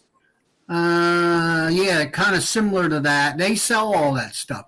Guess where Man Lake gets it? Same Right. place. You can kind of cut Man Lake out. Then Man Lake doubles the price and puts it on their website. Yeah, something like that. But anyway, I can go up there and buy cases. I mean, they will ship it to you. Now they'll ship glass, but they will not guarantee breakage. If it breaks, it's your baby. That's how it is. You see this And one then, like, broke. I have the 38 millimeter flip top, where you flip it up and you can squeeze it out. They're squeeze bottles. Yeah, that's what this is. And I mean, how do you buy them? I buy them by the case. There's 1,700 lids in a case. Well, I bought mine on these. I bought from Amazon, and I paid too much for them. But these ended up being 85 cents. So in my mind, I was saving 15% or more. Yeah. But they have this same bottle on Man Lake that you can buy like 200 and something at a time. Or I think it's actually 300 now. 300 for like 200 and something dollars. So it ends up being like 40 something cents, 50 cents. Let me. I'll see what I'm looking in my spreadsheet here. I can tell you what this stuff's costing. I had someone message me at 10:30 last night asking me, did I have a mated queen I could sell them? I was like, no, but I could probably show you how to make one by the time you could actually buy one. Yeah. And she's a new beekeeper, so I'm not hoo-hooing anybody because everybody's got their own level of learning, right? And she's like, yeah, they're doing real good, but one of them's really showing signs of not having a queen, and one of them's 3 boxes already. And in my mind, I'm thinking, but it's 3 boxes already, but it might be a box and a half next week if you're not going through it correctly, right? And looking for queen cells and everything. So I sent her a message. Well, here's the thing. If the queen died and she was laying, they will automatically start emergency cells, right? Yeah, they'll pull the larva. Yep, they'll pick the right larva. Left in there. Yeah, so it Yeah. should be making a queen already naturally, but I didn't get a lot of insight. I mean, I said I would come over and take a look at her colony if she wanted to, but If there she was didn't eggs answer in me back. there, yeah. Right. Yeah, you can buy a case of those 38 millimeter yellow flip tops, 1,700 caps. And June of last year, I got them for $128. For 1,700. 1,700. Whoa. These And bottles they- came in a bag with a bag of caps, so you got the bottle and the cap together. But Yeah, whenever I buy mine from Better Be for 225 of the squeeze bottles with a yellow cap and the Oh my safety God. seal under it, shipping and everything was $195 for me. Lids and all. Yeah, lids and all. And how many was that, Lee? 225? Yeah, 225 16-ounce bottles, so what's that, 80 cents or something? somewhere around about. Yeah, on my stuff, it's like 13 cents a piece on the lids. It's And, cost reduction, right? Yeah. Yeah. Where you get the quantity. It's better to buy in large bulk, huh? quantity, yeah. Big Now, time, see, huh? Better Be don't have the box at 225 anymore. They went to a box at 321. Now, why the little odd number, I'm not sure, but 321. Now, I just pulled it up here, Bob. You were talking earlier about Mr. Charlie, you was talking about the price of the Max 16 gallon. Right. Bob, the price went up. Whenever I got it, shipping and everything was $15.35 Hmm. for the 16 gallon. Yeah, I just got a case of 2-pound plastic bottles. They were $85, $87, something like that. And if it's the same cap that you bought, that's 1,700, or is it a That's- bigger cap? No. That's the key. You buy one size cap that fits all. So my Oh. 38 millimeter fits my 8-ounce bear, my 1-pounder, my 2-pounder, and my 3-pounder. Nice. Very smart. You Yeah, gotta maximize. you maximize and watch. You don't want you want everything the same. Right. And Get all the same tops. That makes perfect sense, Charlie. and, Don't- Yeah. you The know, only thing I thought about doing on my tops, I've had a lot of people talking about the habanero honey. Yeah, I want to do that. I'm trying to do some of that, but if I do it, I want to get the red flip tops for my squeeze bottles for that. That way You you know can the distinguish difference. the difference. yeah. I want to find one of my friends down here that grows Carolina Reaper and make some Carolina Reaper honey.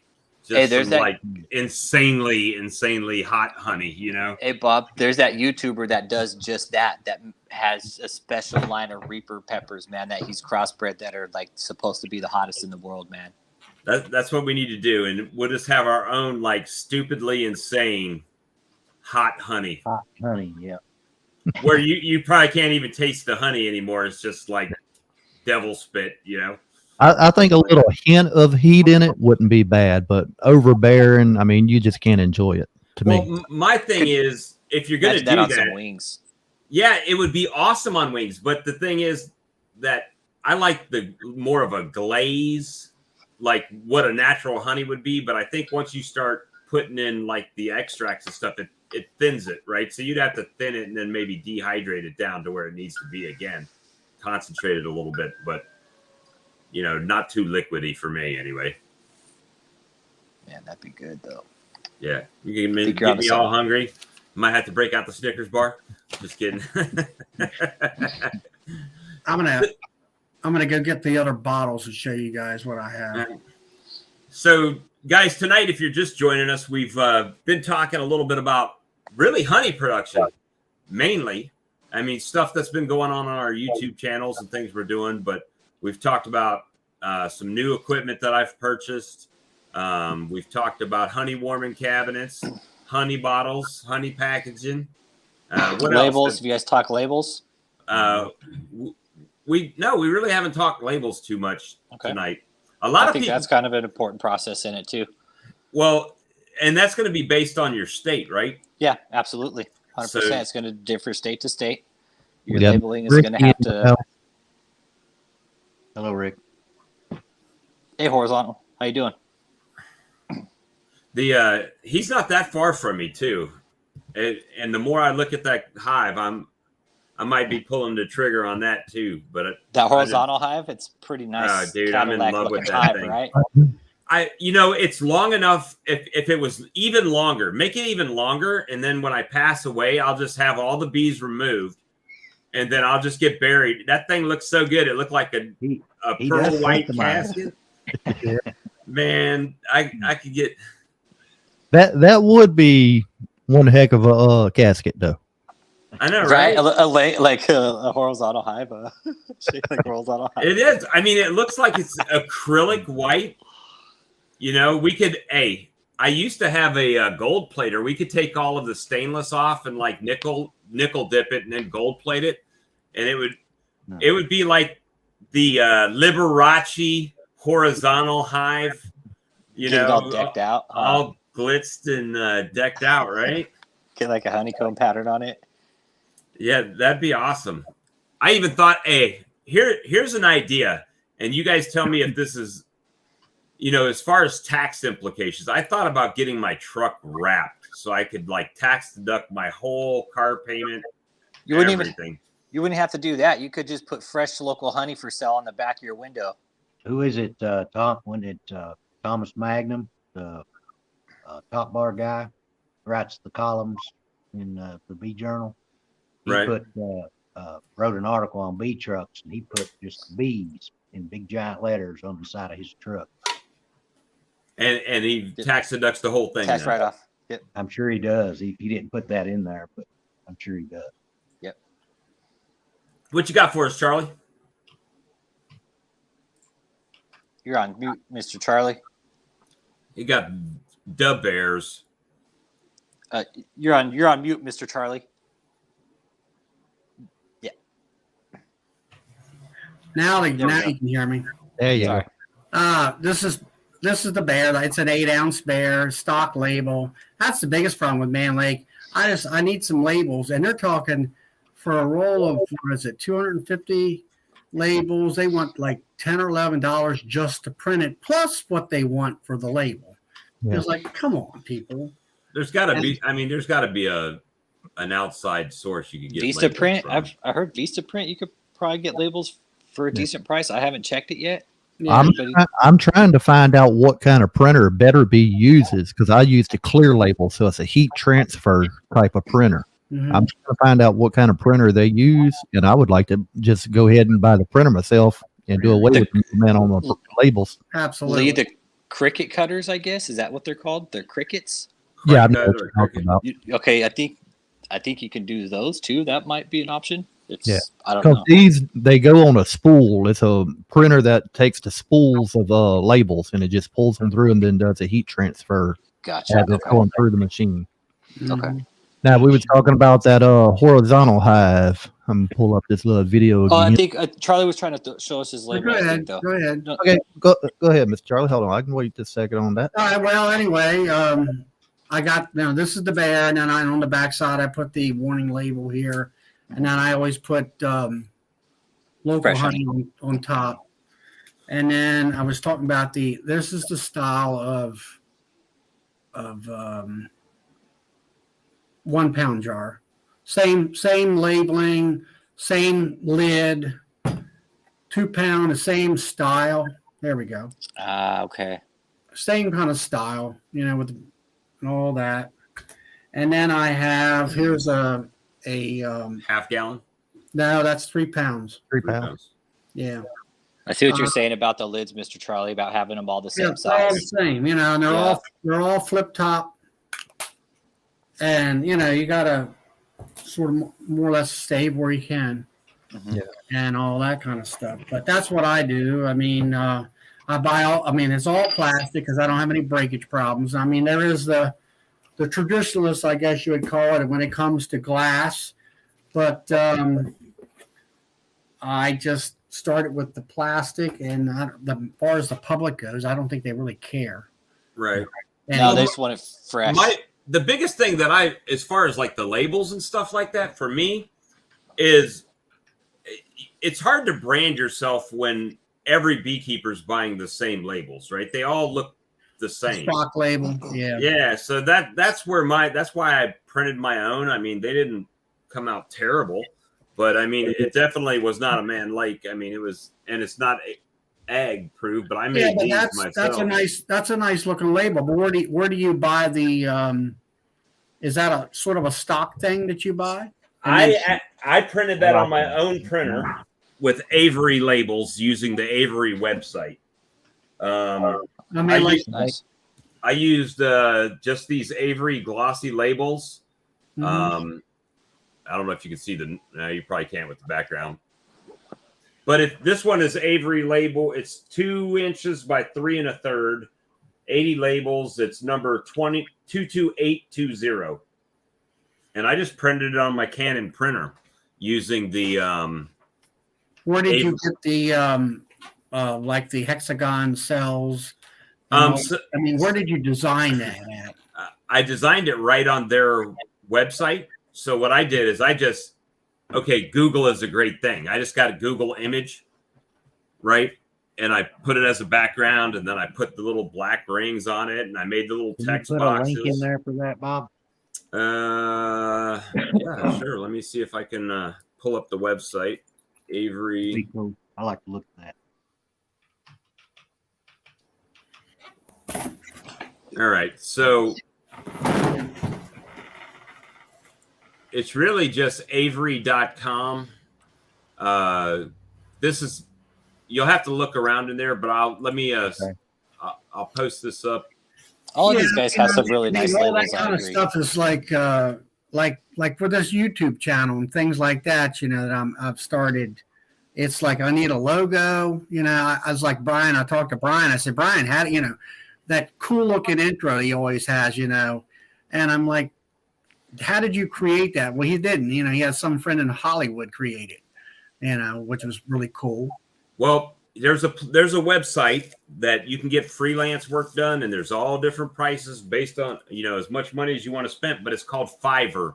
Yeah, I've seen it. Fiverr. Yeah. And you go on there and people will design you logos and stuff like that too. So Mhm. you can check And- them out. Mr. Charlie, they put a link in the private chat. Okay. Yeah, so that link for Avery, they looks like Bob just dropped it into the private chat here. Yeah, So you and I linked it on my channel. I like that link. Oh, those are cool, Lee. See, I like that style label. That's how I think I like that. The I clear designed label. those in Photoshop, and then I just have Better Be print them for me. Okay, How better much be. extra do Yeah. they charge to do the label? Offhand, I can't remember. Let me see if I can pull it up here. Hey, Jason Johnson, how much do you charge for your mason jar full of honey? I'm curious. Because I was using just mason jars at first till I found out I was giving away extra honey for free. And then I did away That's with it. what I do, and I just charge $20 a jar.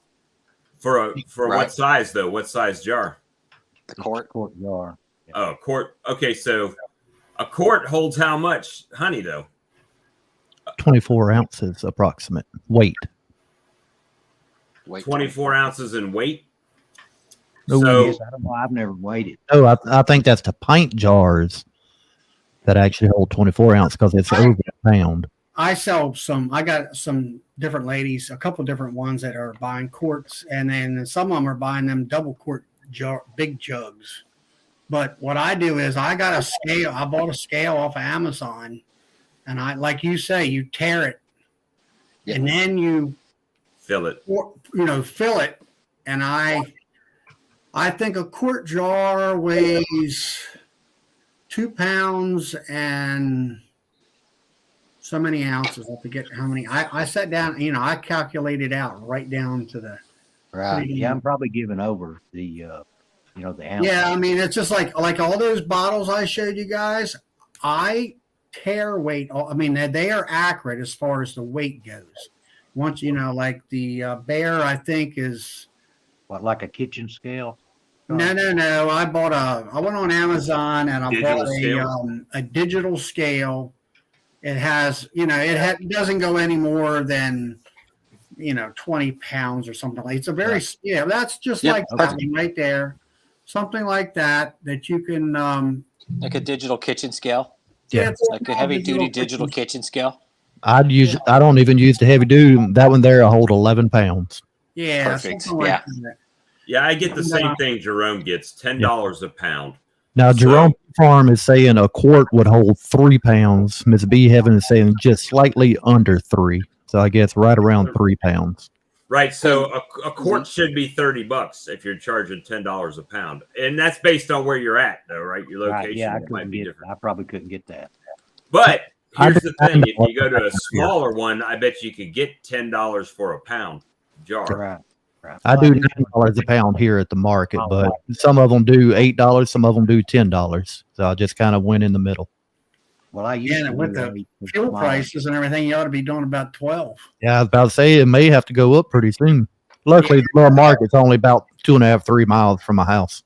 Yeah, but look at, it depends on whether you, like myself, I've got to feed in the fall and now I'm buying, there's a lot of, that's going to jump. Everything is jumping in price. Now, last year we had to do a little feeding in the fall, not much, because our goldenrod, it wasn't very much here last year. The Well, it's- year it's before in Not that much around here. 2020 fall, goldenrod everywhere.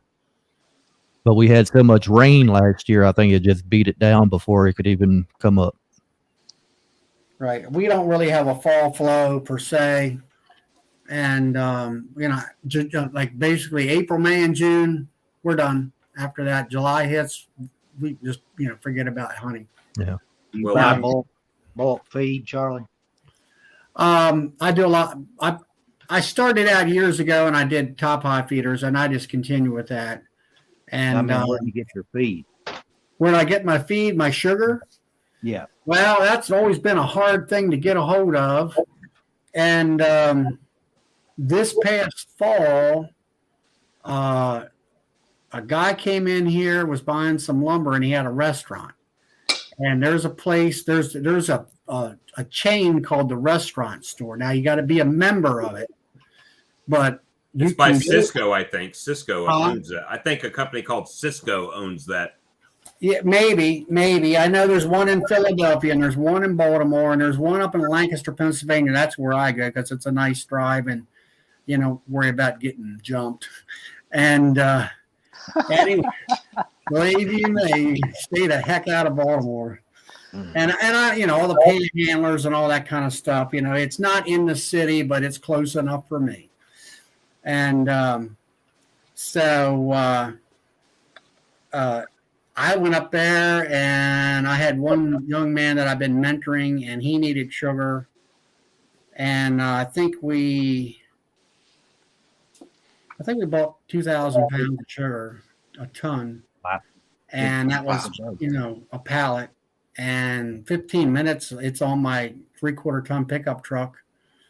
And we're going, no big deal, 50-pound bags and all that. Now, I tried to get it at Walmart. I went to the local Walmart and I said, hey, I'm the president of the local bee club.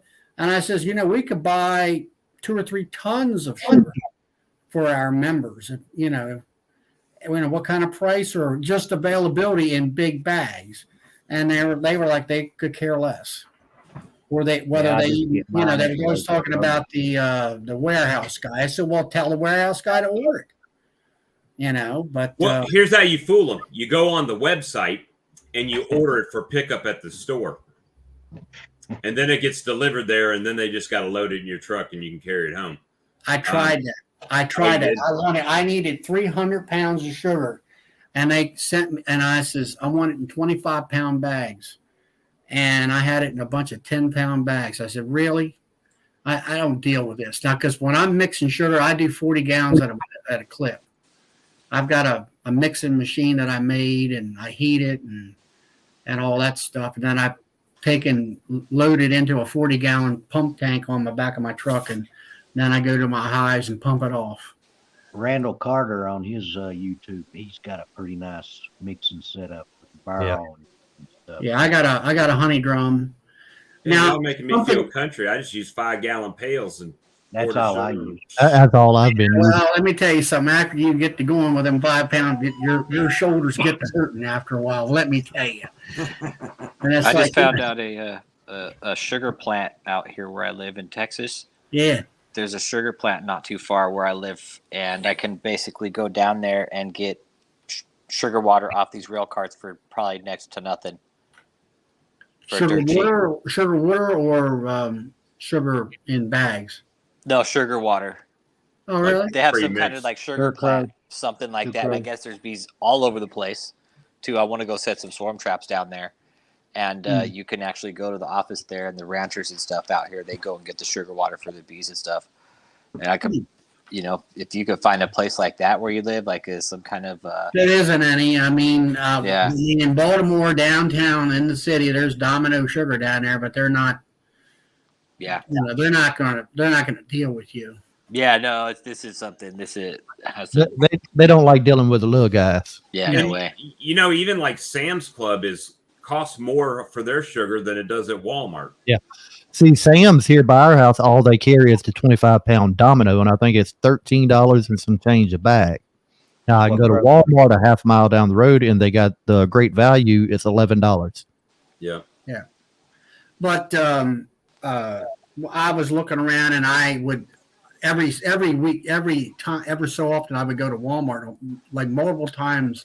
There's one close to the house, and then there's one I go up to Music on the weekends, and there's one there. And I was going to go with this big bulk purchase, and I said, well, you know, this stuff is right here, and I happened to buy 300 or 400 pounds at a clip, and so I did that. But then finally, I needed some more sugar, and this young man needed some sugar, so I found out that you can go to this restaurant store, and as a guest, for you could be a guest if you buy $500 or more of sugar, and they'll let you buy it for a year under a guest pass, and that's what we Nice. did. Nice. And I mean, it was like, okay, go in. Okay, yeah, I had the one guy on a forklift, and he's like, I said, look, I got a brand new truck here. Don't be messing with my tailgate. I said, I know how to run a forklift myself. And I said, back them forks out and then scoot that pallet in there, because it's got that. I got to learn how to take the gate off, because it's one of them gates. It's got a lock on it, and it's got a camera built into the thing. And I'm like, they've made it so complicated. It used to be you could whip it off in a couple minutes. Yeah. And that way it was safer for your truck. He got it on there. I mean, falling off.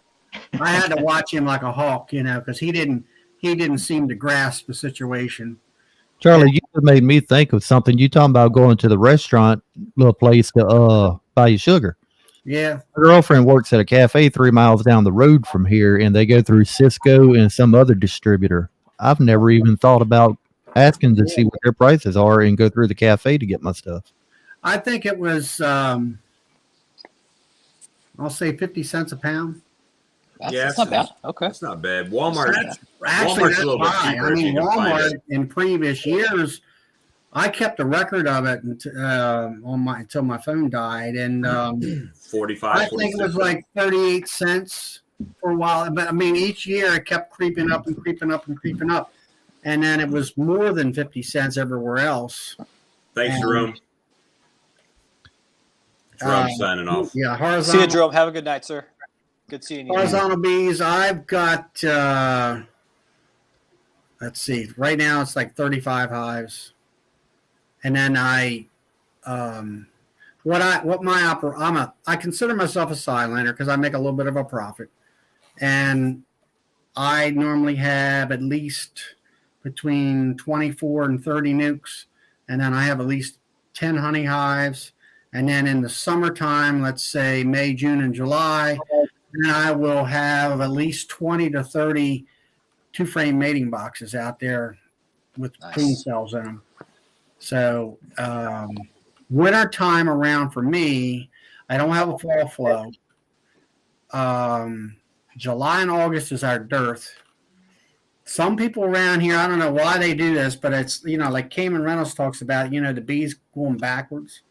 And if you don't feed them bees in July and August, give them something, a little something to eat, because there's nothing for them to eat, they'll start not laying eggs, or they'll cannibalize their eggs. So I always give them, let's say, a gallon of syrup to get them through those couple months. Yeah.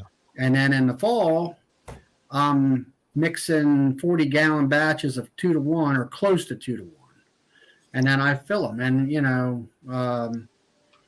you got somewhere around 35 to 40 hives in the fall. You can go through 40 gallons. That's Yeah. That's nothing. This year, I gave everybody a little something, and it took 40 gallons every time I went out to the yard. And that's every day. Yeah. Because nukes will take 3 quarts per top hive feeder. They'll take as much. As you need. I've got those Man Lake 4-gallon feeders. I didn't have enough to fill them up on 4-gallon. It'd be nice, but I gave each one of them a half of one of those feeders, which is 2 gallons. And I would go through 40 gallons a day. And I just keep feeding until they kind of stop and all that. I'm actually trying to cut back the amount of feeding that I'm doing. I would like to, yeah. I mean, I'm spending $1,000 or more, for sugar. Yeah. I know Michael Palmer recommends weighing your hives. Yeah. Yeah, do you Like have whey protein? No Yeah. weight, to weigh them. When Make you sure go they to got feed, enough weight for the dearth in winter. right, Oh, so you're yeah. not I got you. overfeeding. I try to make sure I feed mine enough they can make it through the dearth or whatever I need to do, but I don't want to give them so much that they get nectar or not nectar, sugar water or honey blocked in there, and then the queen don't have nowhere to lay.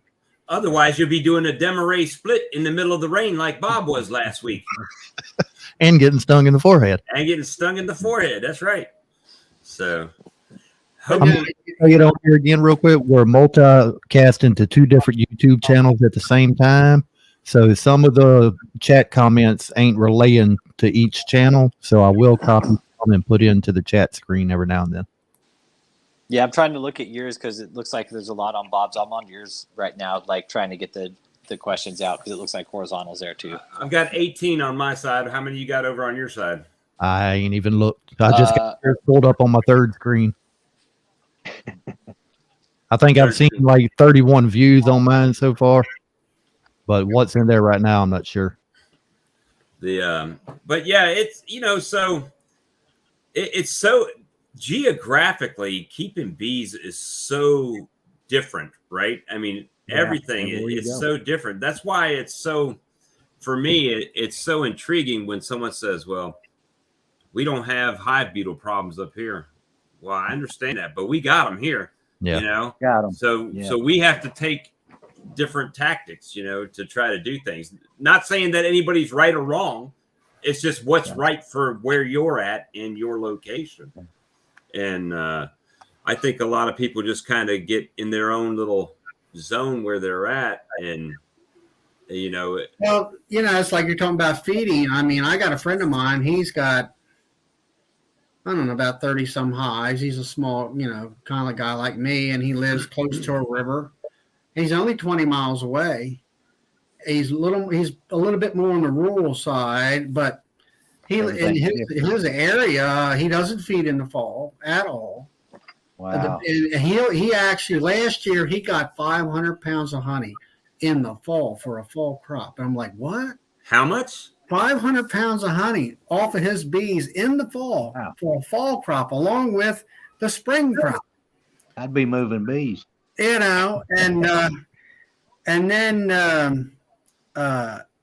then he said, well, he took the honey off, and then there was enough food naturally coming in that they filled themselves back up. Wow. I'm like, man, you're saving thousands of bucks. Oh, yeah. Jason Johnson And, captured 5 swarms already. Nice, man. Good job. It just then we got together and did some of these. We were experimenting with the candy boards where they're solid candy after you cook it, and Right. They work. make it. And we're because he had some hives in backs of farm fields that he said last year, or year before, they was concerned about they're getting low. He put a backpack on with 60 pounds fondant on his back and walked in because of the snow to get there to feed these bees. And he said, with these candy boards, all we got to do is go in there in December, put them on, and I'll see you in April. Right. And there's enough food there, stuff. Mr. Well, Charlie, Yeah. my mentor does that with the sugar boards. Uh-huh. He'll cut down a deep 10 frame into about, I don't know, 3-inch like sections, and then Yeah. he'll lay out full sugar boards in them. All you got to do is go slap one of those sugar boards on there, and one, it helps absorb the moisture, and two, it gives the bees food for about 2 months, basically 3 months. Yeah. Yeah, the sugar boards work. You pack Yeah. your sugar in, you stir it, put your apple cider vinegar in with the water, and then you basically pack the sugar in. You get your that hardware mesh, and you put it on the bottom, and then you pack your sugar board. Yeah, well, see, now I have a video, one of my first videos that I used to learn how to edit my videos. Yes, sir. Is that what you're talking about, where I show mixing all that and packing it in? Now, Yes, sir. call that a sugar shim. Yeah, sure. It's a sugar shim board. Yeah. Yes, Yeah, sir. and then what we did was we took 25 pounds of sugar See a horizontal. in a pot, put water in it, a certain amount of water, threw that sugar in there, and cooked that sugar to a boil. Yeah. And you're basically making homemade candy, and and in the candy industry they call this softball candy, which is Okay. the texture of the candy, or as far as the hardness of it. And we had like lids, but they were only the size of a like a 10 frame box. They looked like a telescoping cover, but they weren't telescoping. They just fit on top of the box. And our walls were 3 inches deep, and we poured that boiling hot sugar into those lids And let it cool. and let it cool. And it turned into a rock hard solid. And I'm looking at that and saying, them bees are not going to eat this. It's too hard. Now they eat it. And they eat it. I went out there several weeks ago. They ate anywhere from 50 to 75% of those solid candy boards. Yeah, they'll Let's burrow go through it. holes all through it. Yeah. Yeah. They'll Yeah. eat it. Now, And Rich, they didn't tear in holes. They just actually right in the right where the thermal column where the heat comes up those central 5 or 6 frames. They have ate that candy all the way down to the wood in that lid. Then they'll leave it paper thin at the very top. They won't even go through the very top. Yeah, well, yeah, Yeah. you're talking about the sugar shims. Yeah, I got on my nukes. That's what I show in my video. Is that I do the 1/2 inch hardware cloth. candy thermometer.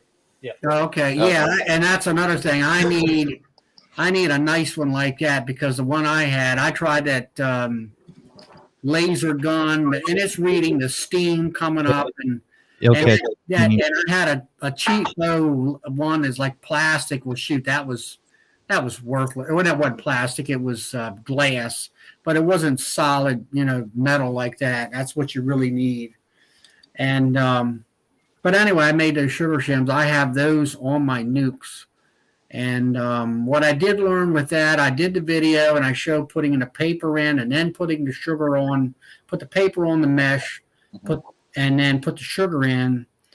And I found that the bees, yes, the moisture came up, the paper got wet, and they finally would eat into the paper and get into the sugar, or I would take my hive tool and kind of rip the paper a little bit so they would, know that it is there.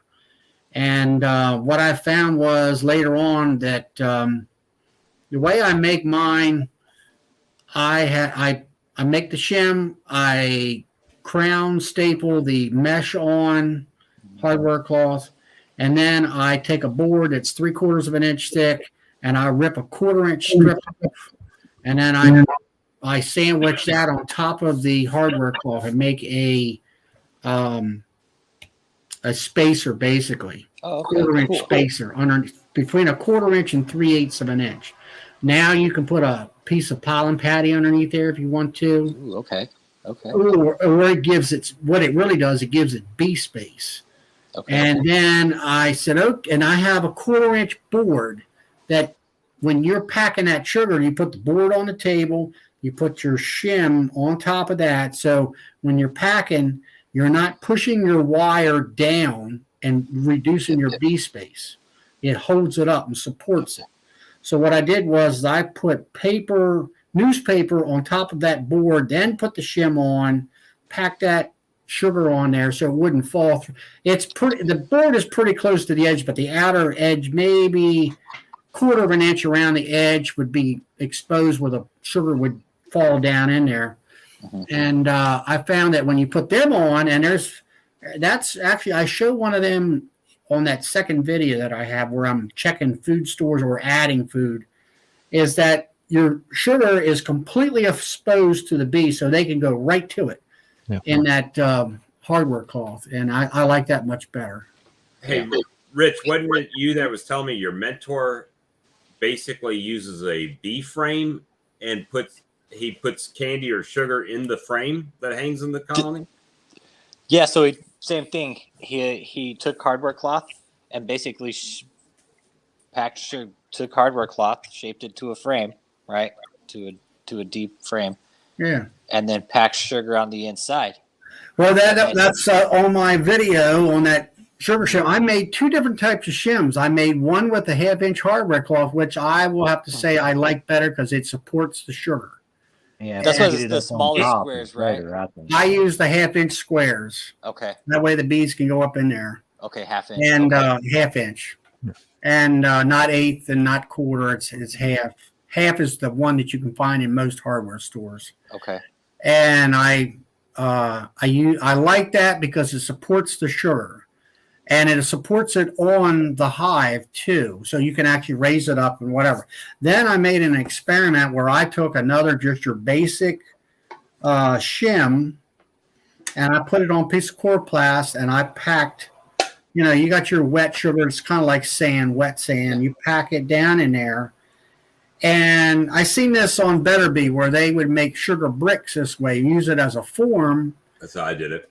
And yeah, there's a video up there. And come back in about 2 days, and it's hard enough to where you can gently raise that frame up, and the sugar will stay in the frame even without the hardware cloth, but it'll kind of pop out of there.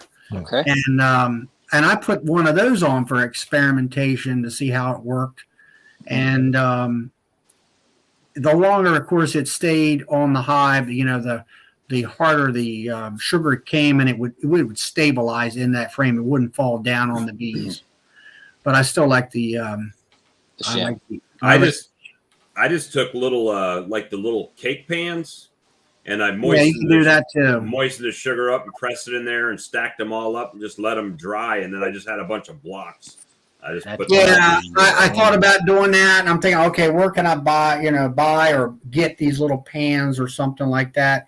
Then I saw where Better Bee had that thing where they just took a shim and they packed it in there, and they came back 2 to 3 days later. Let's give it a week, or give it 4 days at least, or put it in a dehydrator or a thing like that. And then when you get it done, you can pull that frame off, and now you got a block that's, let's say, an inch and a quarter thick, and it's whatever the width of your shim is, the width of it, and then you could actually score it and make it into little bricks. Right. What they did was they took that whole brick that was the length of a nuke, and they could actually pick it up and then put it into like a plastic tub and store it that way. Right. MDA Splitter used to sell bricks in the Bee magazine. I don't know if they still do. Yeah, I mean, it's easy. I mean, it's easy enough to do it. I mean, the formula for making sugar shims is 10 pounds of sugar, a cup of water, and you can either you could put a tablespoon or 2 tablespoons of apple cider vinegar in there.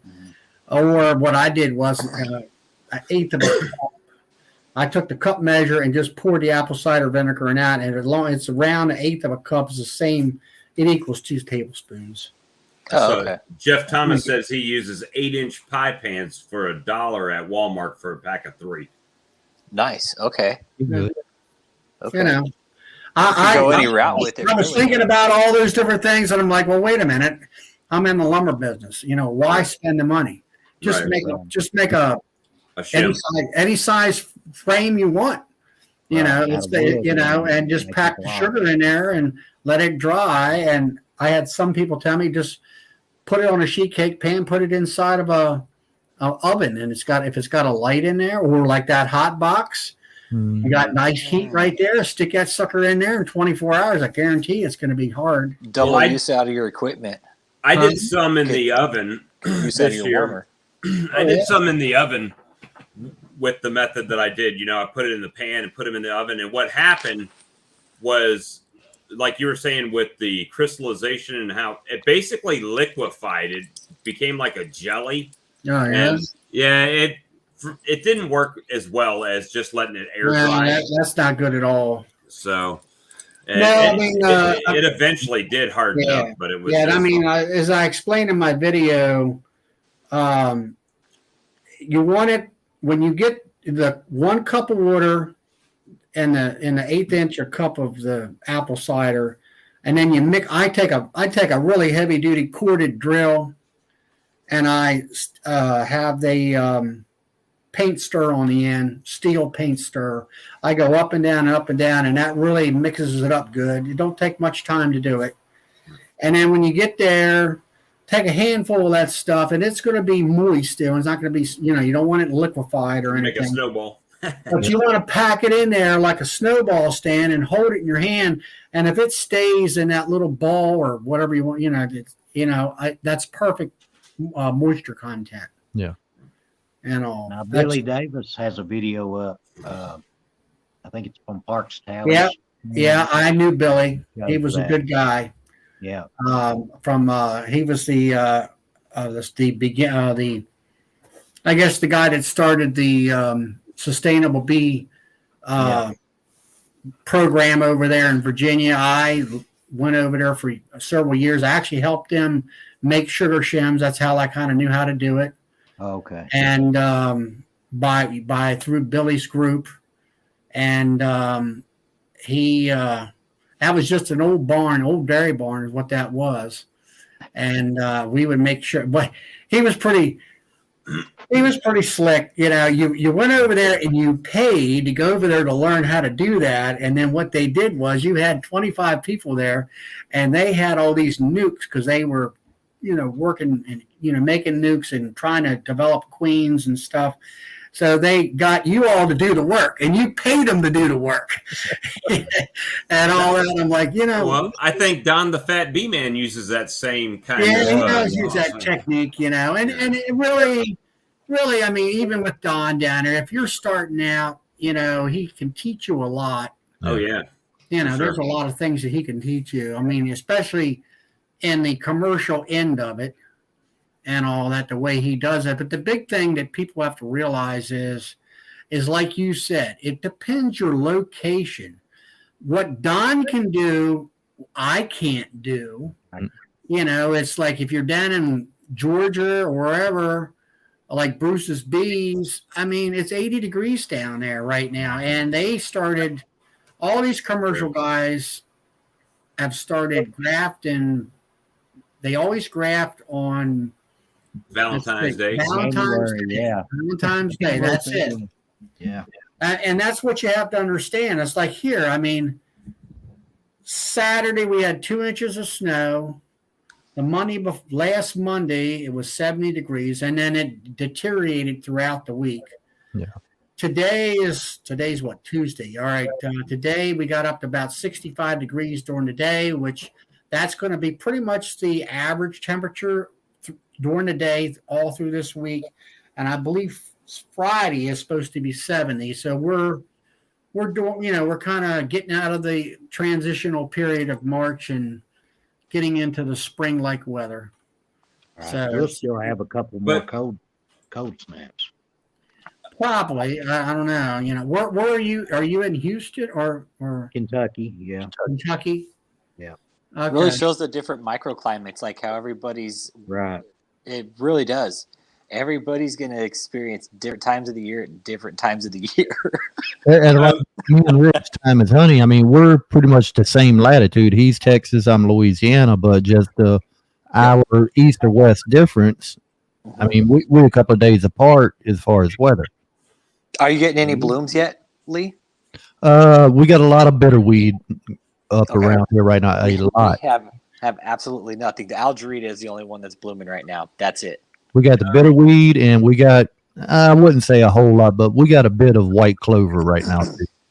All right. I want to answer Jason's question that you just had up. Yes, mountain camp method would work as well. So, But with that mountain camp method, the bees will. It's like We'll haul it out. Yeah. Yeah, they'll haul it out because they figure it's trash. That's why you're putting in the apple cider vinegar, because it makes it acidotic. And I don't know exactly the reason by it, but the bees, that's what Billy Davis, had. He actually, if you watch some of his old videos, he'll talk about that. well, we use the mountain Mhm. camp method down here pretty regular. I mean, I do the bricks, but my mentor that's 3 miles away from me, he exclusively uses mountain camp method. And essentially the moisture, inside the colony is hardening that sugar. Yeah. So Right. They'll still pack it out though. yeah. And so there's some that you lose, and but they'll get on it. It's just simple to do the bricks Yeah. or the feeder shim. Right. So But don't you find that when it's time to clean things up, and for the spring part, that the brick is a little easier? yeah, I just take a 5-gallon pail and take whatever remnants of bricks, throw it back in there, add water to it, Right. mix it with my drill, and now it's 1-to-1 sugar syrup. That's what I So do.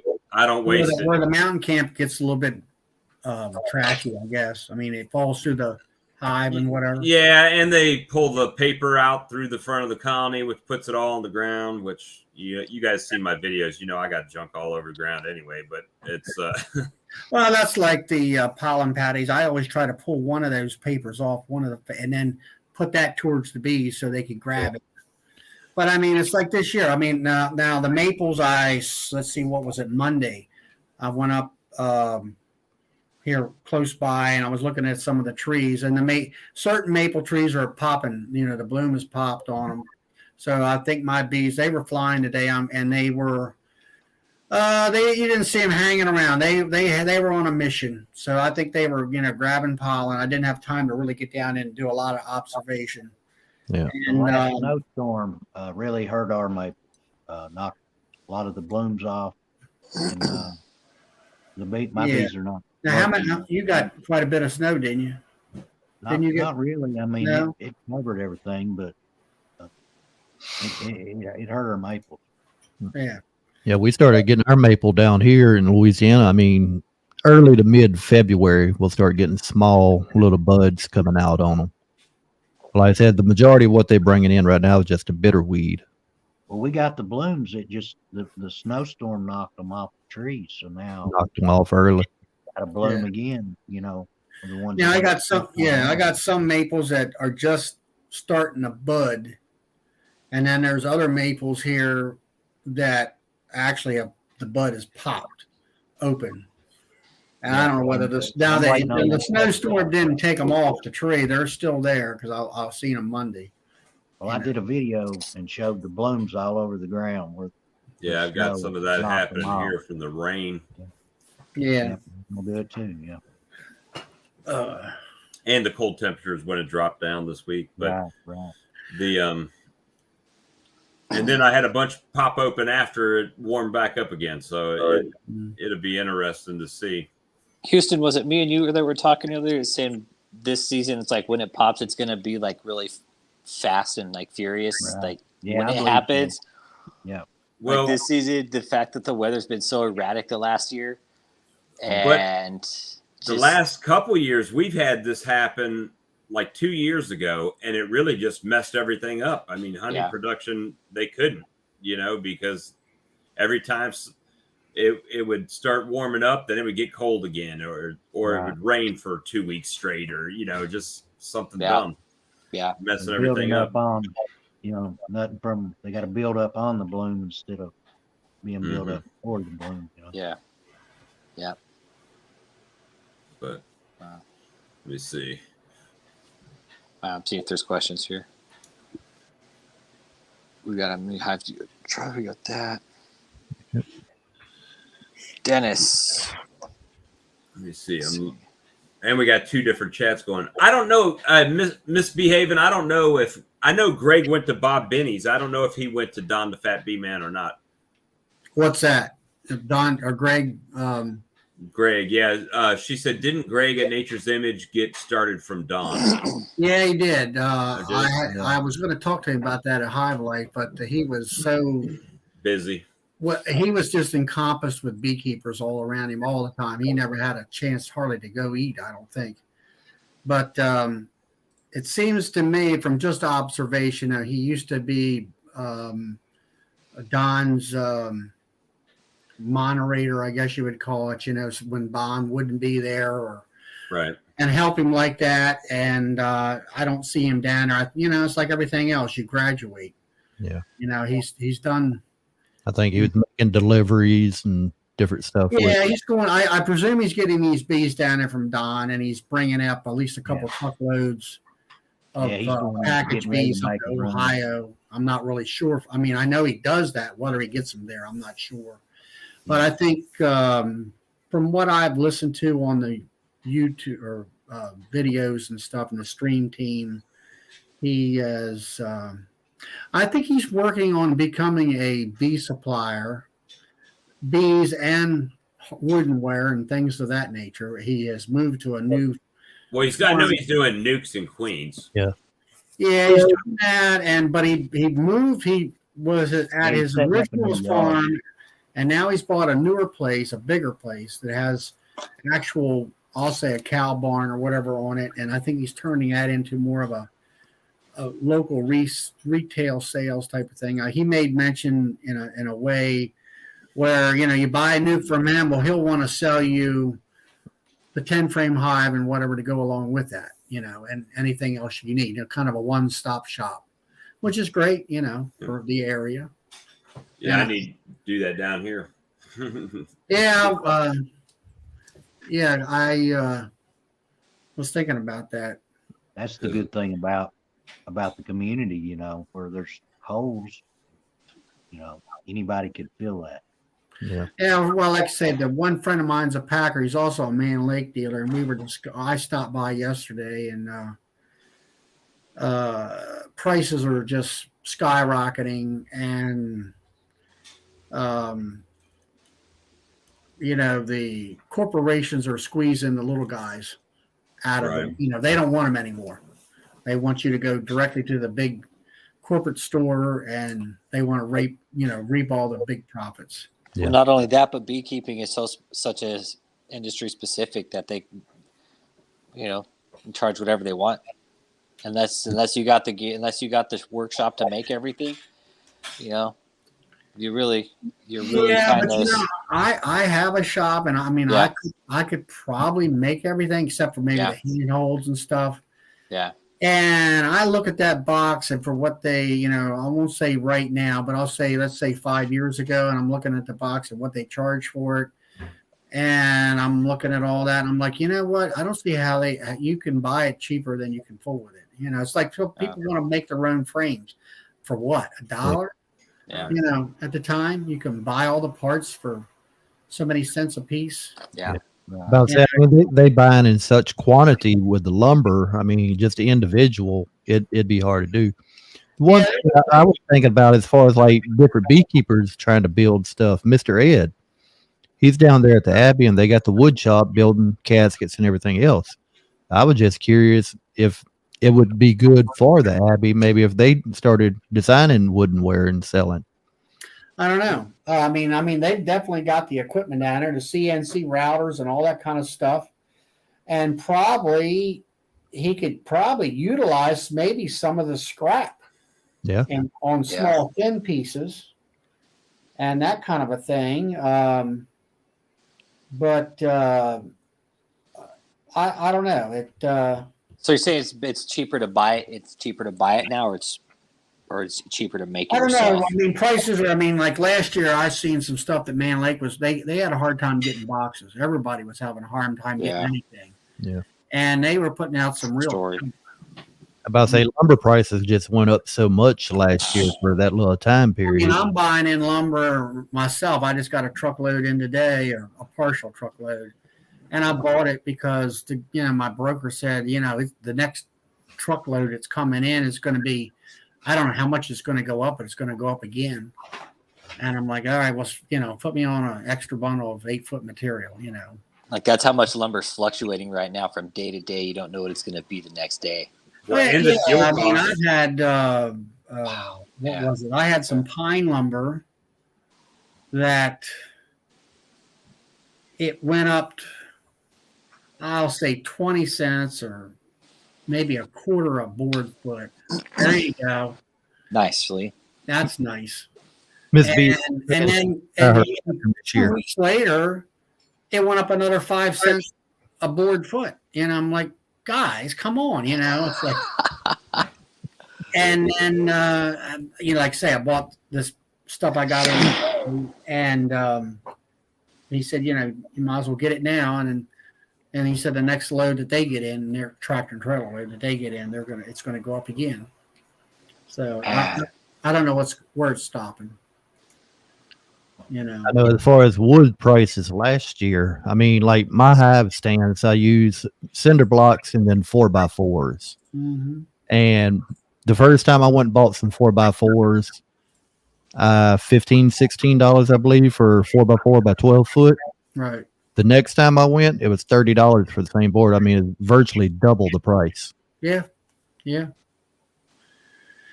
Yeah. like the way you got the center supports on your hive stands. Yeah.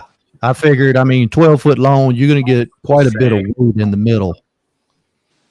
And I'm thinking this year, I'm going to try it out this way, the way it is right now. But if it does have any sag, I might go to 3 supports in the center. See, I had mine set standing up on the cinder blocks like you did, the cinder block standing up on the end. And I found when I started putting honey supers on, that thing was like 9,000 foot tall.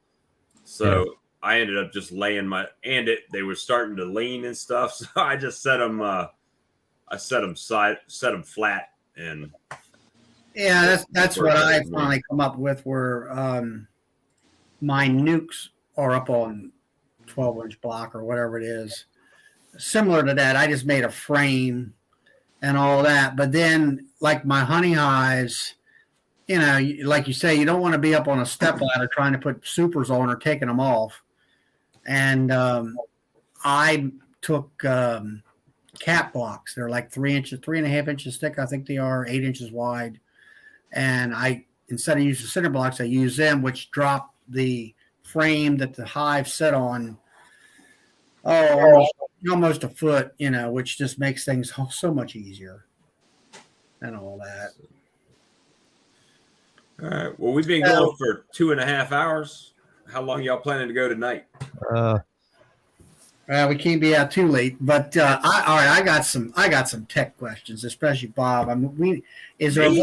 Yeah, you see, or I don't know who here. I want to Lee or you or about. I finally got a picture from my banner on my YouTube channel, and it says in there that little watermark off to the right-hand corner. Is that supposed to be where the like or the subscribe button is supposed to go there, or something like that, or If you put your watermark in the very bottom right corner, you see it's like a little picture. Is that what you're seeing?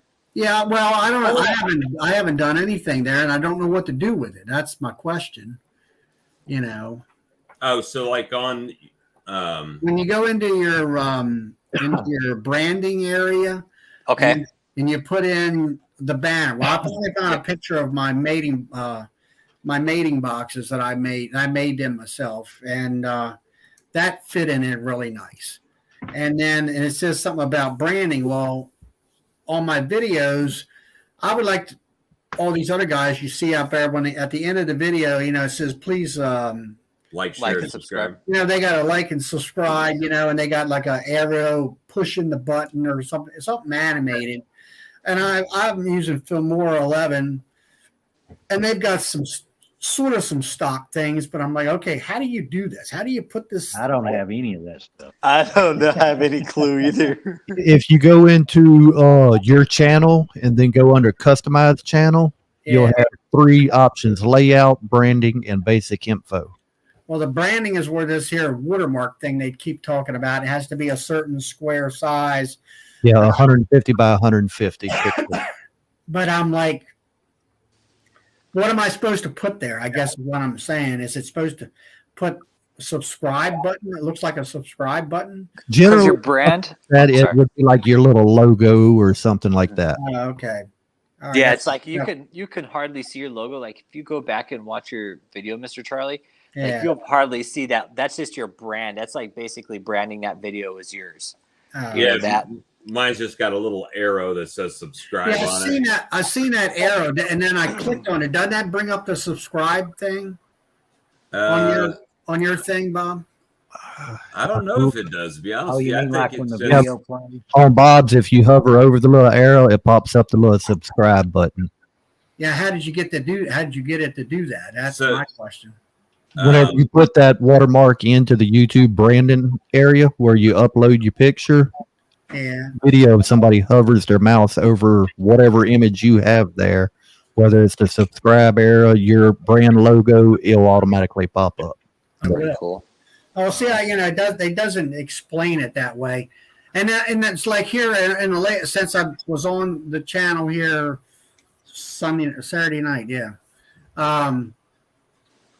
I figured out that like, okay, I have my Sawmill Charlie YouTube area, and then like tonight when I made sure that I subscribed to all you guys on my channel for the YouTube content, and that way my Sawmill Charlie Bee Farm name pops up like when I'm typing in something on the side chat bar here.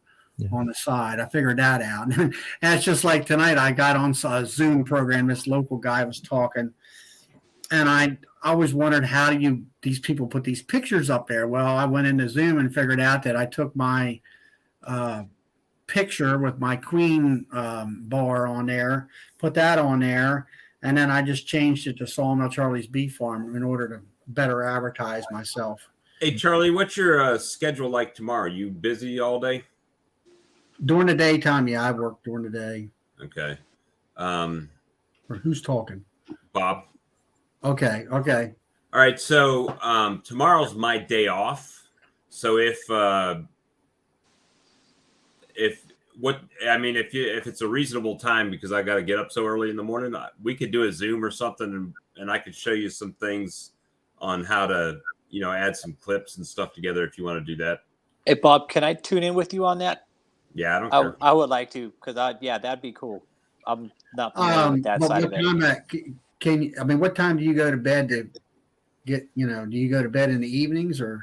Well, I get up at 1 a.m. to go to work. So. Okay. But then you come home and sleep. Yeah, sometimes, or I go work bees. Usually I go to work the bees as soon as I get and then home. go to bed. Yeah, then go to bed. Yeah. For me, I work 8 to 4:30. Okay, so we can do it in the afternoon. I can do it in the afternoon after 4:30. If let's say 5 or 5:30 or something like that. If that's not too late for you. Yeah, that's no problem. I don't know if I got your email address. Hey, I'll give you my phone number in the private chat in here. All right. And in the chat, if I can. What's going on here? Or you can go to work with me and work 17 hours a day. I'm good. I worked from 6 o'clock yesterday morning till 11 o'clock last night. And then was back at 6 again this morning. I don't know how you stand that. I don't. This thing ain't letting me type in the chat for some reason. To the far right, it should have the private button for our private chat. Yeah, I'm on the private chat. There we go. It just highlighted. Fine. No, it's not letting me type.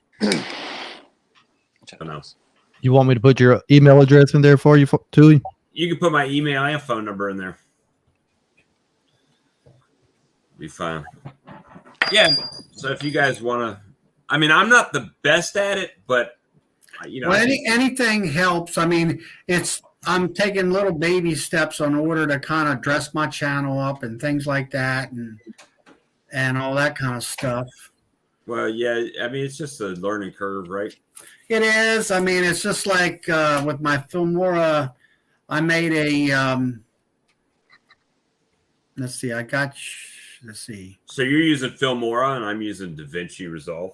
I But- tried that, and I just couldn't get that stuff. I gave thought- up on that. I find it pretty easy now. Now that I've done it a few times, and All right, should I take in? I'm going to send you my phone number and my the ad or the let's Right. see. that's I my put phone mine number. I there just too, put in yeah. there. It finally let me type. Now, if you want some video software that really fun to learn how to use, go with Premiere Pro. What I'm using. I tried to download that, and then I guess where my computer's not compatible with it. Some are, some ain't. That- Mine, luckily, is still running. The laptop I'm running right now is 9 years old, and it's still running it. Wow. Well, mine is a Chromebook, so I'm gonna have to get something different. It wouldn't. Yeah, I'd say you'll have to have a built-in hard drive, a little bit video, and all that for Premiere Pro. You see that? You see that, Bob? My stuff. Yeah, I was getting ready to put your phone number in right now. Matter of fact, That's my cell. yeah, I'm gonna. You can call me. You can text me. All that stuff. All right, so I'm dialing it right now. It's gonna ring once or twice. That'll be my missed call that you can get. Yeah, here goes. That's my number right there. All right, cool.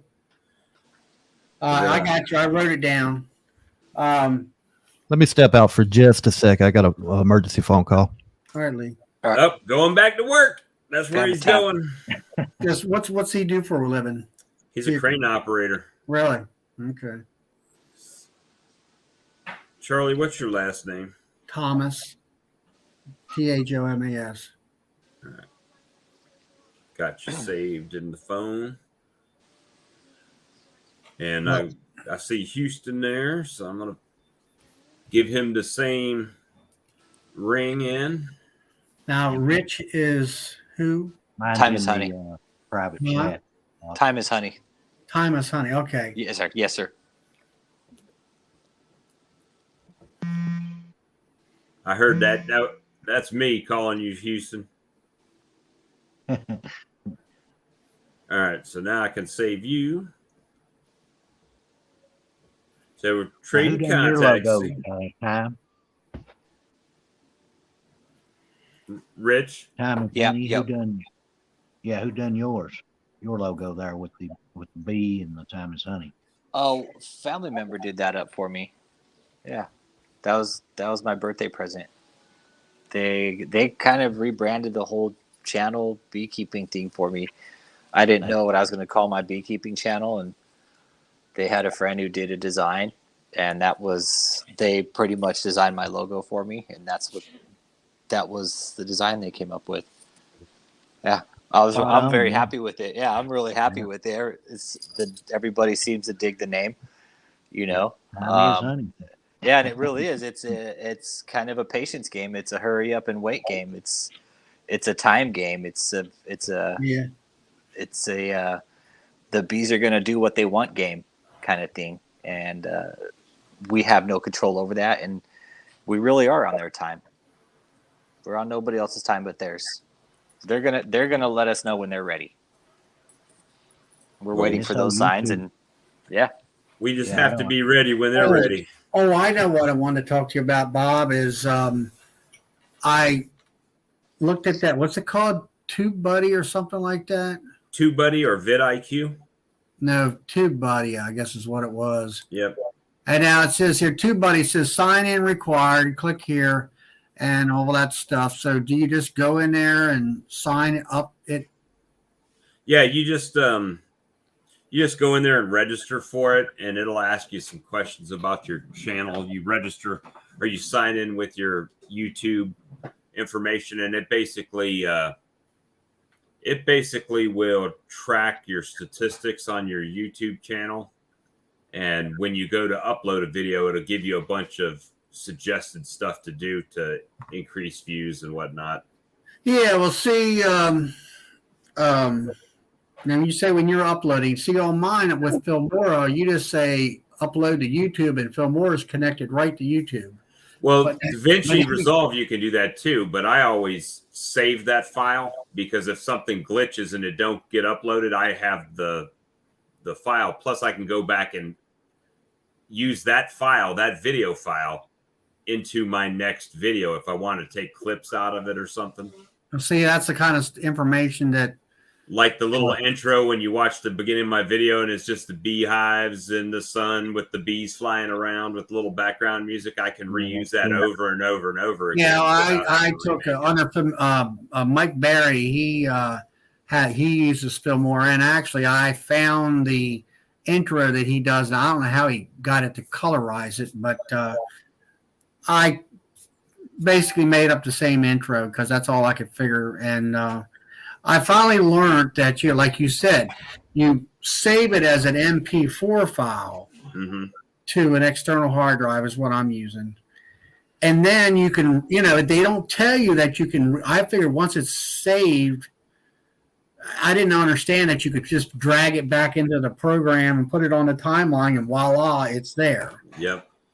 And that kind of stuff. And then I got another hard drive coming in. It's another 2 terabyte, and I want to use that just for all my finished products, and keep that separated for security, Right. and all that stuff. And then I have the one I'm using where I'm using it, where I'm going through the program. It works better. I mean, I'm starting to, to get the gist of the computer part of it, where I have my SD card. You put that in the SD slot, and then you drag what you shot. You kind of like go through it, what you like, and then drag it to your external hard drive where you're going to work with it. And it just works better that way. Well, the thing I like, especially with most cameras, will put them in numeric order, right? So I usually find the files by the date, like today's date, 3/15. Right. And then it's going to be sequential, 1 through however many clips I did. Right. And then I can just drag all those over there. And I already know, well, I'm on 18 now. The next one's 19. The one after that's 20. And then, so it gives me that chronological order of what I was doing. And, I could trim it down. Most of the time I let them go. My videos are way too long. Yeah, But- I'm going to have to do something. Mine are too. I just point and shoot, and what it is.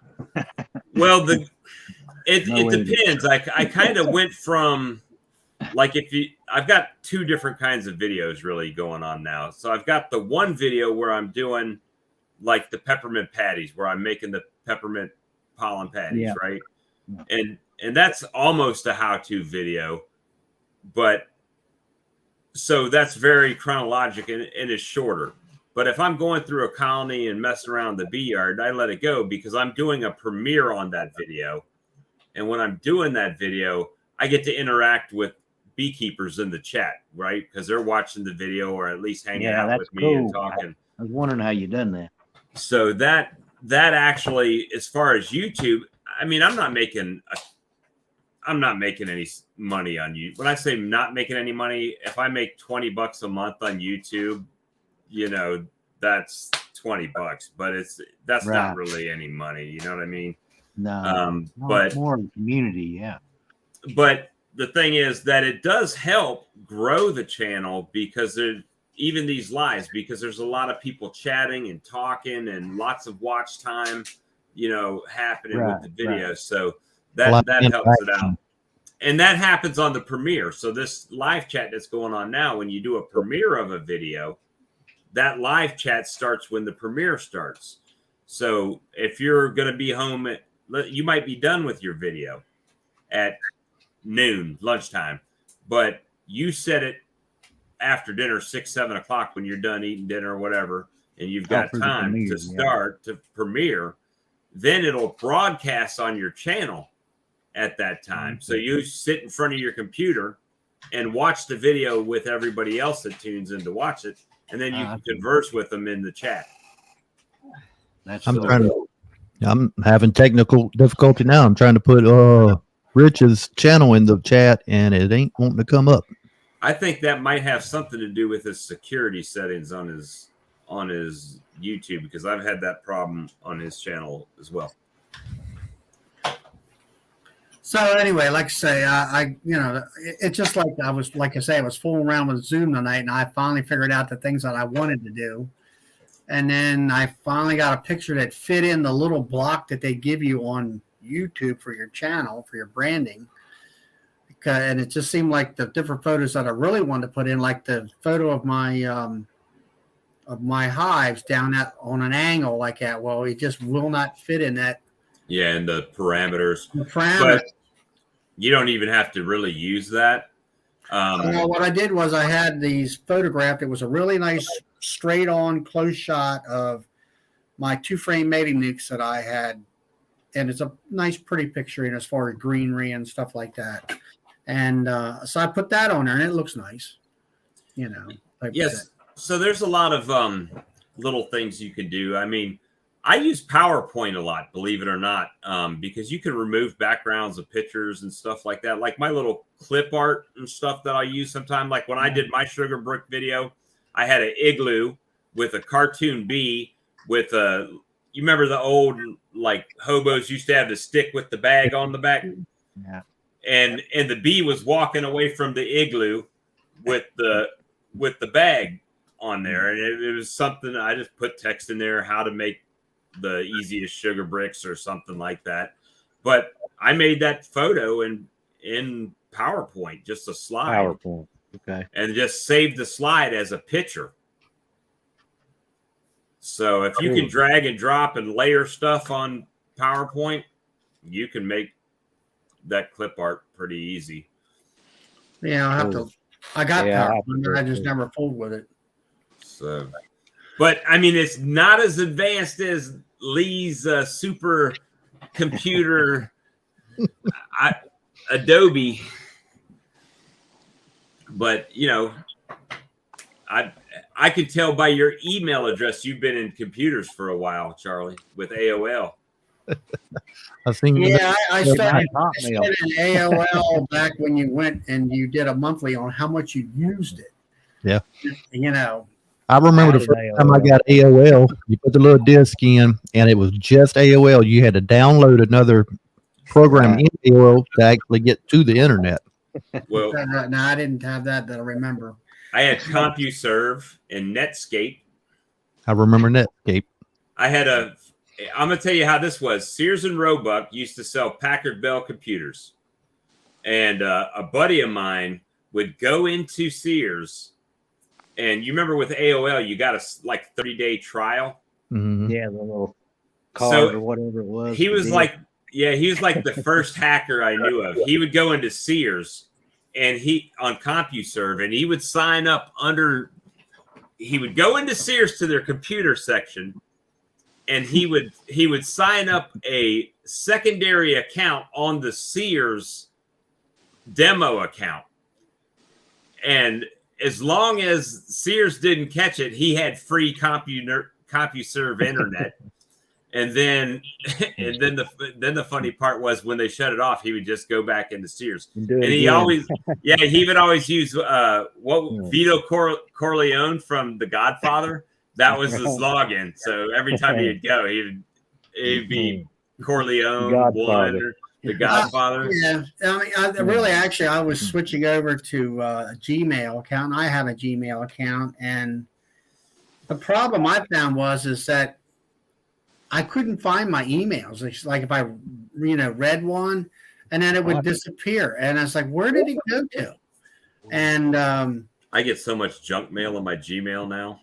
Yeah, well, what happened was I found out if we were emailing each other back, then it goes in layers, and I said I hate that. I don't want to see that. I want to see, the original email and the second one and the third one and all that. And they said, well, you got to go in there and turn that off. Well, how do you know that if you don't, it's nothing has an instruction book anymore. You're supposed to know.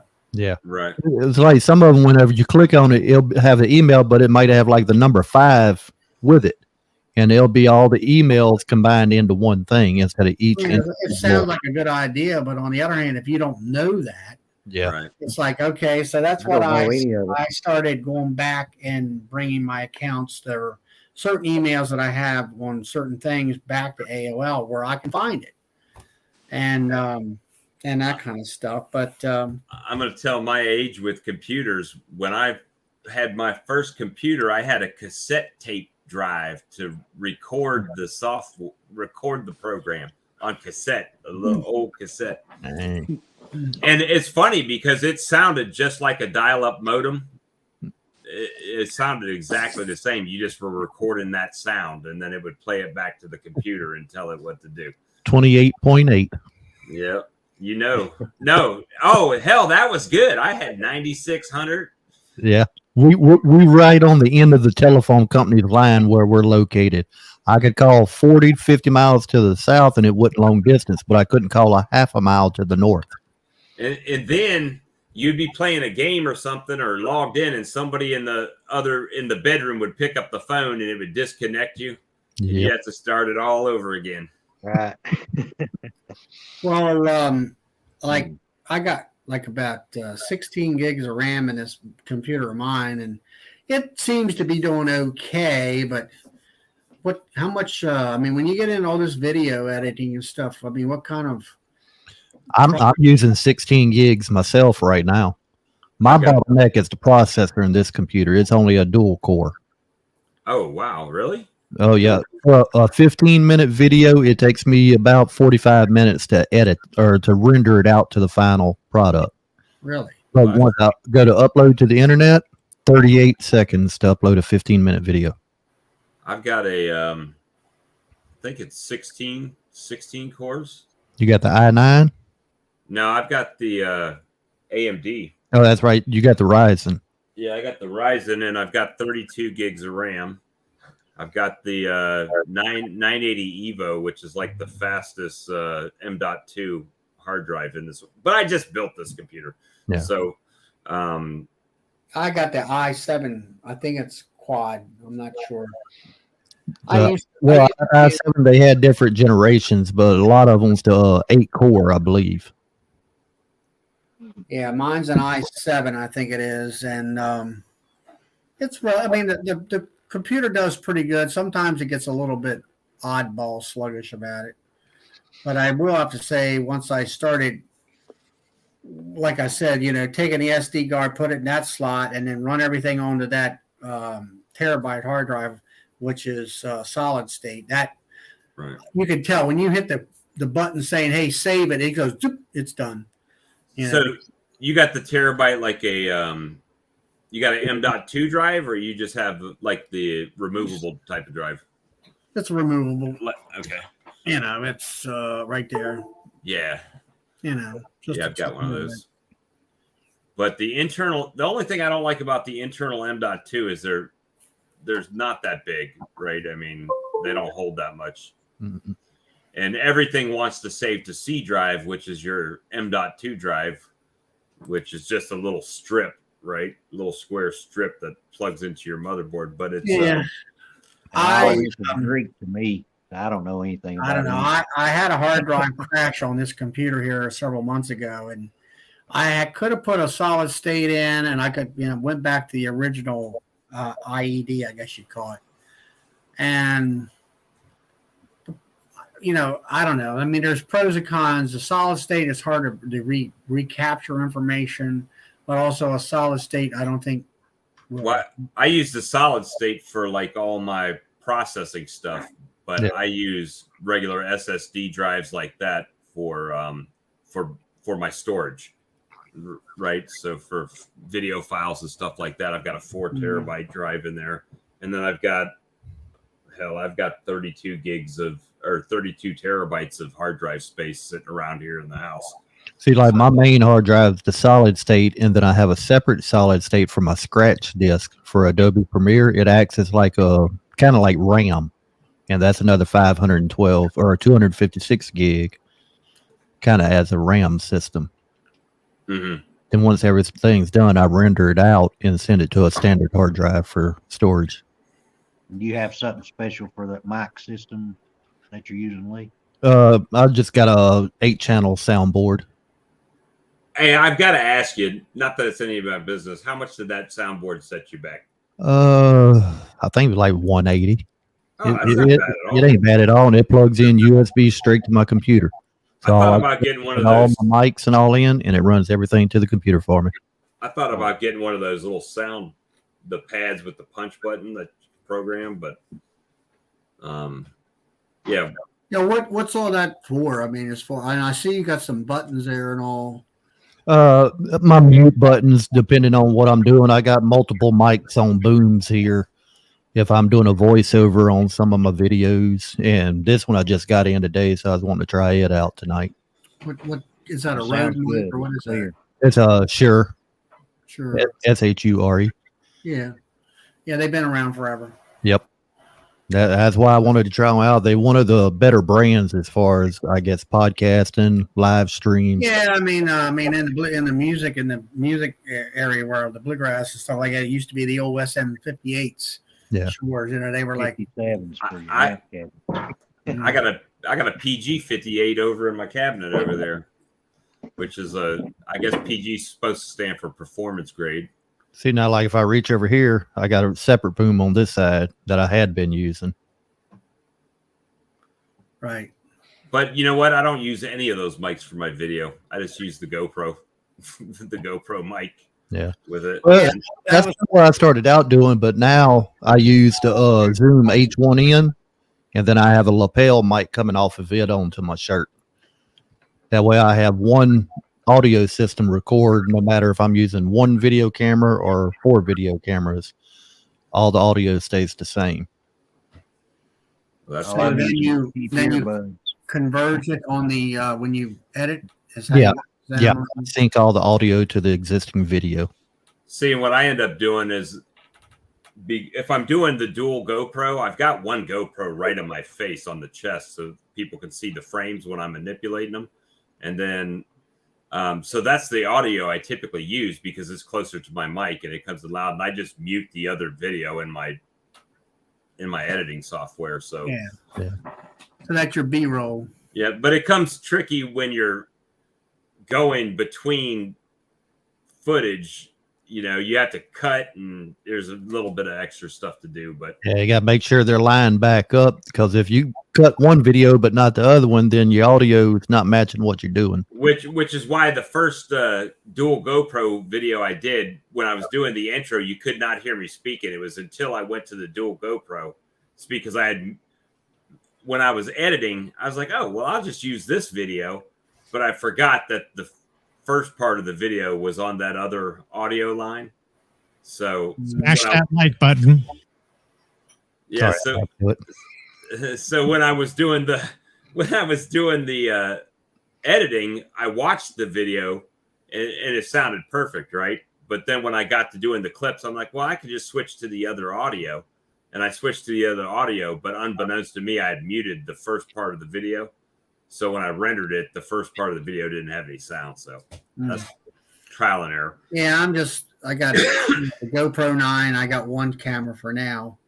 And I think Well- I'll probably buy like a Sony camera, down the Right. line.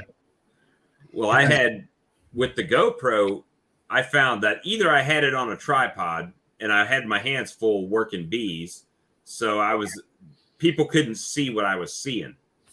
So either I had to go and stop the camera and start filming what I was showing them, which made me had to do what I already did again, or I could just have 2 cameras. So I went with 2 cameras and Right. just Yeah, break the sound up. I mean, I'm getting to the point where I sit there and critique the people's videos and well, this is where they sliced it, this is where they did this and this and that, and all these different things. And Nathan out there at Duck River Honey, I believe it is, you can see in his videos where he has his GoPro close up on a tripod next to the hive next door for that shot. Well, here's the queen type thing on the frame. And then he's got another tripod out there with a regular camera, Mhm. I'll say a Sony or a Canon, doing the broad shot of him and all that kind of stuff. But Yeah, I did a couple like that last year. I think one of the main was looking for the queen. I had one of my cameras sitting out further, and it was kind of zoomed into multiple hives across the front. right. and I had one where I was actually working, and it would kind of flip back and forth between them.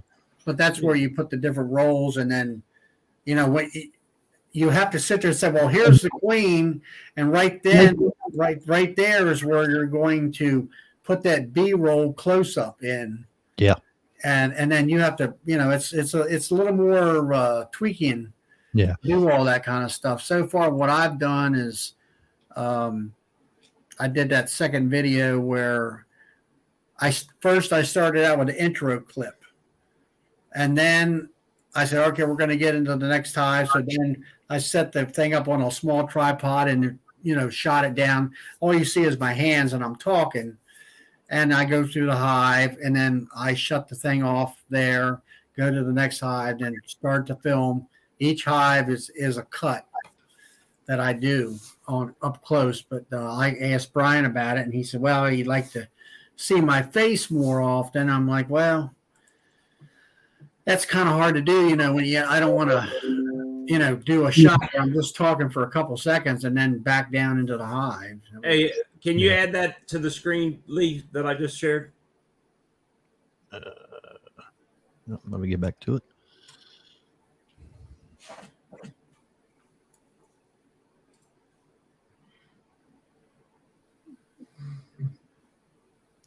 Can you see it there? Yeah, let me just make it bigger. Well, that's is that a You think about it. Is that a When screen or people is get that packages and nukes, So yeah, In late it's March two and different April, video feeds. when do One you of think them those queens are is, being you see made? the GoPro on my chest, right? And the move left, this one over. that's the one that I'm showing where I'm manipulating. And the yep, box, they're going to be obviously. kind of And then crazy. my other GoPro is actually filming me. So Yeah, I see the GoPro on your chest now. so that's the one that's picking up my sound in this video, which I don't have the sound going because we're talking. Yeah, well, that was an experiment on this last video I did, was that my club has started doing simulcasting for Zoom and in person. It's a good looking And colony we, right there. we went ahead and bought the Rode Go2 microphones that are wireless. So I borrowed and put them on hooked them up to my GoPro, and I did some of it with using the GoPro sound on the microphone on one part of the clip, and then the others I used the GoPro 2 or the Rode 2s. And the only thing that I noticed is that you can hear my respirations. Right. You know, or it was very sensitive to where I had some metal things in my hands and I was trying to take it from one hand to the next, and it picked up that kind of clanky sound that was, you know, and I mean, it didn't hurt the video, but I was just noticing more sensitive. And the only thing I did do, I had a clip there where I'm in the yard and I'm in the truck and it's snowing and I'm holding the camera in front of me. I'm picking up my voice clearly, from the front end of that microphone that's built into the camera. And then when I turned the camera around to show the yard, then I said, let's go on into the house and I want to talk about the subject. Well, when you did that, of course, the microphone is pointing the opposite direction and your volume and clarity of your voice went down slightly. Right. And I'm like, well, I could detach the volume and then shove that up a little bit more, or the first half of the clip where I'm talking to the camera would be a little bit loud, and then the other part would be more audible, to hear it, or I just left it like it was. Haven't figured that out yet. Yeah. But going back to this here TubeBuddy, does it analyze the video that you made, or do you put in different little tags and stuff to analyze it that way? Well, I'm cheap, so I use the free 99 version. Well, that's what I'm using right now. I don't know nothing about it, so I want to use the free one just to check it out. I'm actually using both vidIQ and TubeBuddy at the same time. And I don't know if I can show this or not. Let me see. Let me go to my studio here. And I might have to share a screen to do this too. All right, let me try to share.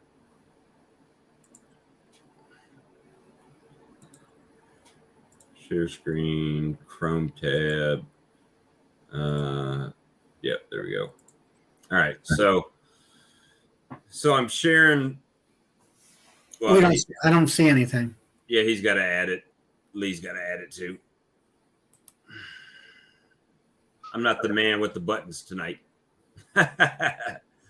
So once you go to your, you sharing me, Lee? He's off. Oh, he's not over there? No. Oh, okay. Well, that makes it hard. All right. So, Well, we can get that. We can, I can play with, at least I didn't know what to do about signing in, whether or not that was, here he is. oh, there he is. Hey, add my share screen for me, please. Sorry about that. My daughter had to stop by.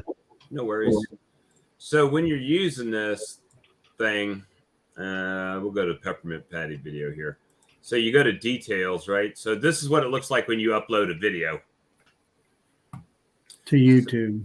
to YouTube.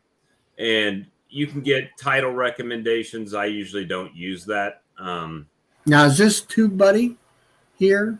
I use both of them, vidIQ and TubeBuddy. Yeah. So, I'm not quite sure how I'm supposed to, when you say you're making an MP4 file first, and then you're letting this program analyze the MP4 file? yeah, so I manually upload my videos to YouTube, and then it gives you the, when you go to edit all the details on the video. Yeah, that was another question. I see all like JCBs and all these guys, and they'll say, well, I'll put the link down below. And it's like, okay, Right here in the description. Right. yeah, the description area here is great big compared to the editing software. So Right. this, So you see how I've got all these people tagged in here? Like, so what happens is when, let's say somebody goes and watch one of Ian Stepler's videos, yeah, and I've got this tagged. So they'll watch his whole video, but at the end, you get the suggested video screen that pops up. yeah, it's off to the right. Yeah. Yep. So when you do this, this helps put your video in that section. Out there. Yep. So I just got some, some people's beekeeping channels in here, and I could put a bunch more, but I've been manually typing instead of having a master list of like that I could just copy and paste. But I've been manually typing them in. So Well, this is, these are the kind of things that I would enjoy, talking to you about and all that. And then it also ranks your tags, right? When you Keywords. tag a video, your keywords, yeah. So you can and it scores it out, and the better your score, the better, right? So, and it lets you do more stuff if you pay for it. But again, I'm using the free 99 version. So Yeah, what do you get out when you pay for it though? oh, they'll give you like more suggestions. So they'll give you a few suggestions, like on this TubeBuddy recommended tag. But you notice a lot of these are blurred out, and they want you to upgrade. But you can still refresh the tags and try to get some different ones. But generally what happens is when I'm doing the video and I'm going through the setup for YouTube, and I'll go back, it'll have more suggested. I just add them. I just hit the little plus button next to them. Peppermint essential oils. Click that. Now it's added to my tags. And then Tennessee beekeeping. I'm not in Tennessee, but maybe Tennessee beekeepers want to check it out. So I click that. And swarm control, we can put that on there. And just hit save. And it's updated. Done. Cool. That's cool. All right. Well, yeah, that definitely that's helpful. I mean, at least I kind of got the gist of it now. And now instead of going through, I mean, I've been holding off on this video because I wanted to talk to you about all this stuff. And so now it's more or less you can render the video into an MP4 and then run it through this program to and then actually post it up to YouTube through the program. Right. So I render it and save the file on my computer. Right. And then I just go to YouTube. And if you notice on the top of YouTube, there should be a little camera with a plus button. If you click that, it'll tell you upload, you can select upload a video, and then it'll just ask you to select the video you want. So you just pick the one you just made and it uploads it. And then it gives you all the stuff that you can do as far as, description and all that. Yeah. Cause I didn't know any of that. And I went through Filmora and it says, okay, you can go right directly to YouTube. And it gave you this little itty bitty description area. And it's like, how in the world are these guys getting these lists that are, a page long of all these, like, hey, go see Mike Berry's thing or whatever, or check out these other guys' videos and stuff. And so now I understand they have another program like this TubeBuddy to really, it's more user friendly. From what I can see of it. Yeah, I don't let Filmora, or DaVinci upload it to YouTube for me. I do that by myself. I just use it to make the video. Lee might do his different. So, I got the TubeBuddy, but I've looked at it a few times, but honestly, I've never used it. I just render everything out through Adobe Premiere, and then I go to my YouTube Studio page and just upload it, enter all my information there. Well, I mean, this is something here where, I've got a Zoom. I got a pro version of Zoom. Right. So, I mean, if you got a group of guys that, that are creators and want to, let's say, Bob, seem to be the expert on TubeBuddy on how to do different things, or maybe even, let's say, Brian would be, Oh, Brian gave me the little @ symbol thing. He gave me that suggestion. Yeah, well, now we could maybe get him to be a teacher, and for content creators, a small group, and we could do something like that. I think that would be Helpful. It'd be very so much helpful. Well, I kept on watching Brian's lives, and I've used OBS on another channel before, and I mean it works pretty good, but I mean you got to bring things in manually, kind of different people program. What is OBS? I don't. It's an open broadcast system. It's kind of like the StreamYard for broadcasting to YouTube, but it's just a different software. But I seen how he was doing this. He's bringing up the text on screen, people leaving comments. And so I emailed him one evening, asked him, what software he was using. It didn't take him 5 minutes. He got back with me, told me what he was using, how he did it. Yep. Right. All right. Well, it's 11 o'clock and I got to work tomorrow. So I got to get off. Yeah. Yeah. Me too. I had a great time tonight, guys. And, thank you. I'm glad we're, hooking up together with each other and, and then like say, if we can, you say tomorrow, let's see, what is tomorrow? Wednesday. Yeah. I'm off tomorrow. There is I know that, Stream Team is tomorrow night. Yeah. I'm not really. They've got They got the guy Jose or whatever his name is on there. Umberto. Yeah, Umberto. I don't. It'd be it doesn't interest me. I'll put it to you that way. Doesn't sound interesting. I'll say. Yeah. But I mean, I think we could. I don't know, an hour or so of maybe of TubeBuddy. Maybe we can get on that other program that you're talking about.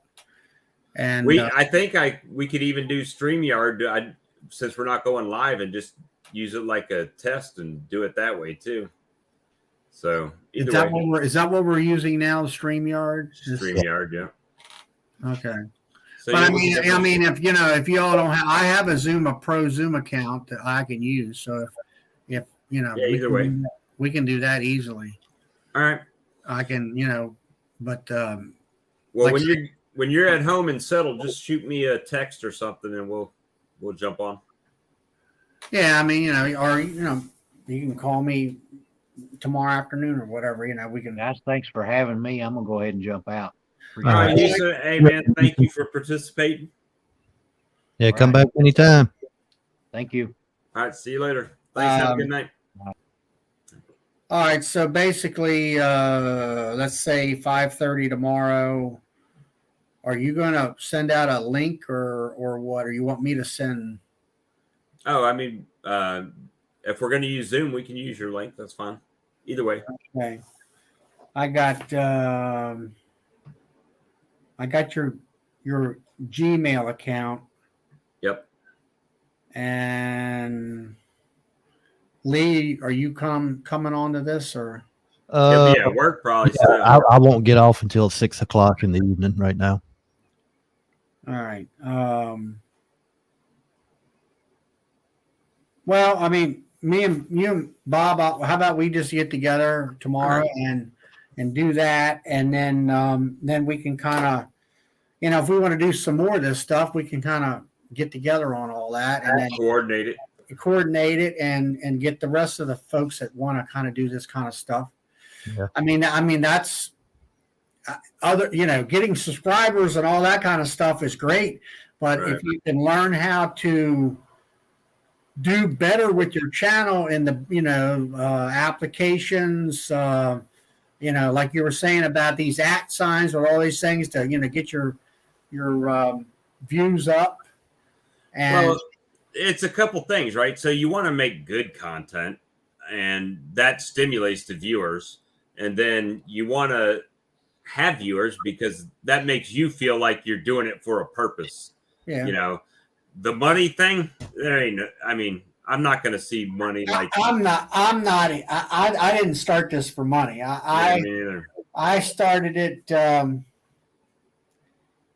I have to say, I do like the notoriety type of thing that people get out of it. If you're at Hive Life or something like And they recognize you. Yeah. Randy McCaffrey, 628 or any of them guys, and I like that idea of it. But what I really like about it is that I like the camaraderie amongst the creators.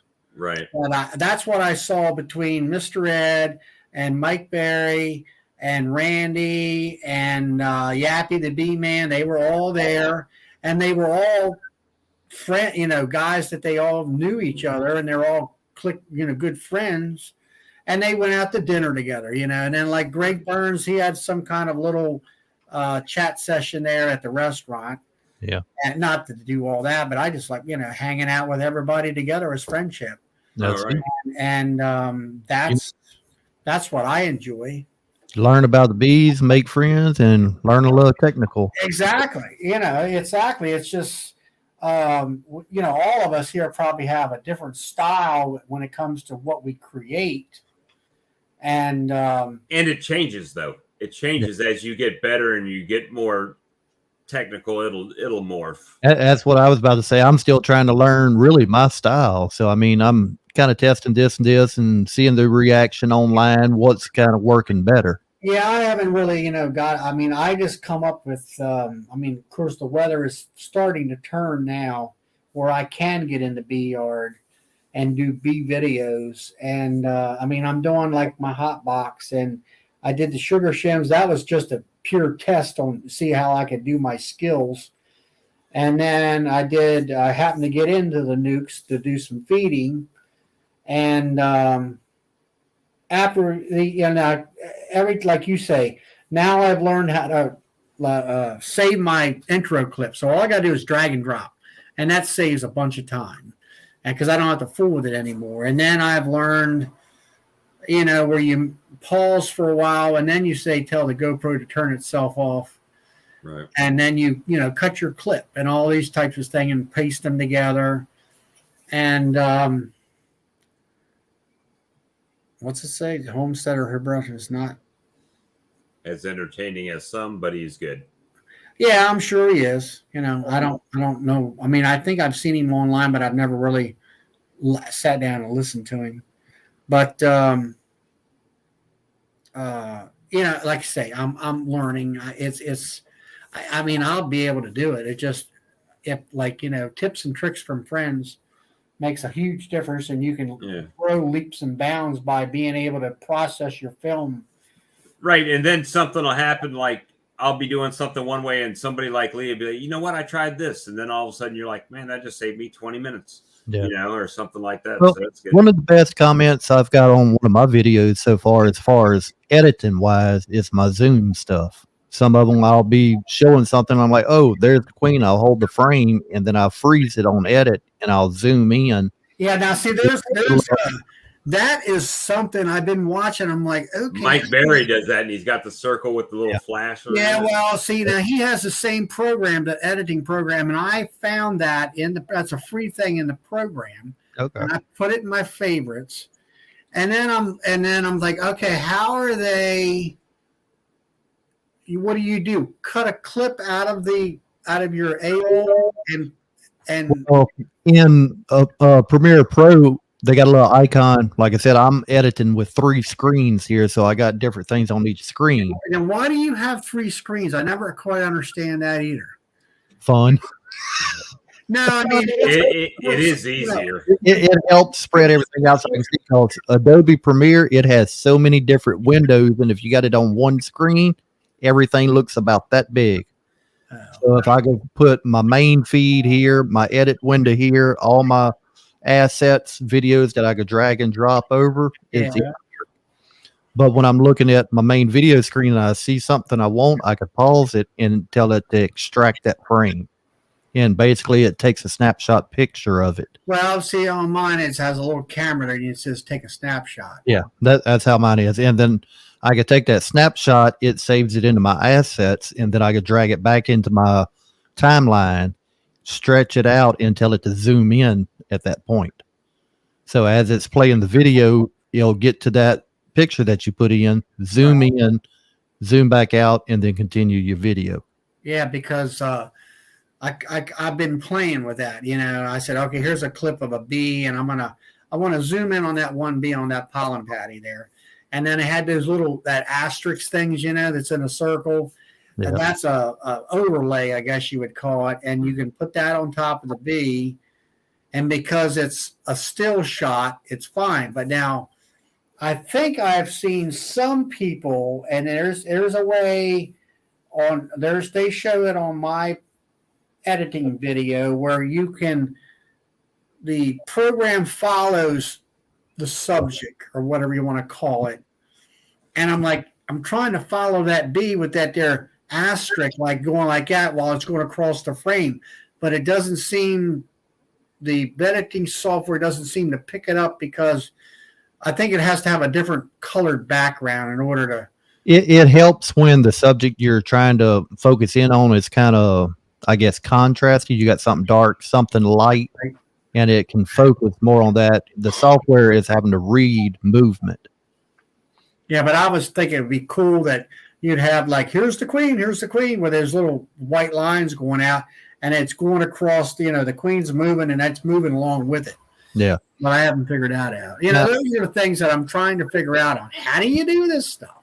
Now, like in Adobe Premiere, I can do that, and it'll trace it pretty good, but sometimes it will mess up. But I can go back in and say out of 10 steps, it traced 7 of them. Well, those extra 3, I can go in and actually manually move those 3 little drops, and then everything comes back out smooth. All right, guys. Yeah, we got to get going. Let's go ahead and hop off for tonight. Yeah, 3:30 comes early. I know, right? Yeah. All right. Thanks. I appreciate you guys. Have a good night. Yeah, appreciate everything. We'll see you next time. Yeah, All right. Bye. Bye-bye.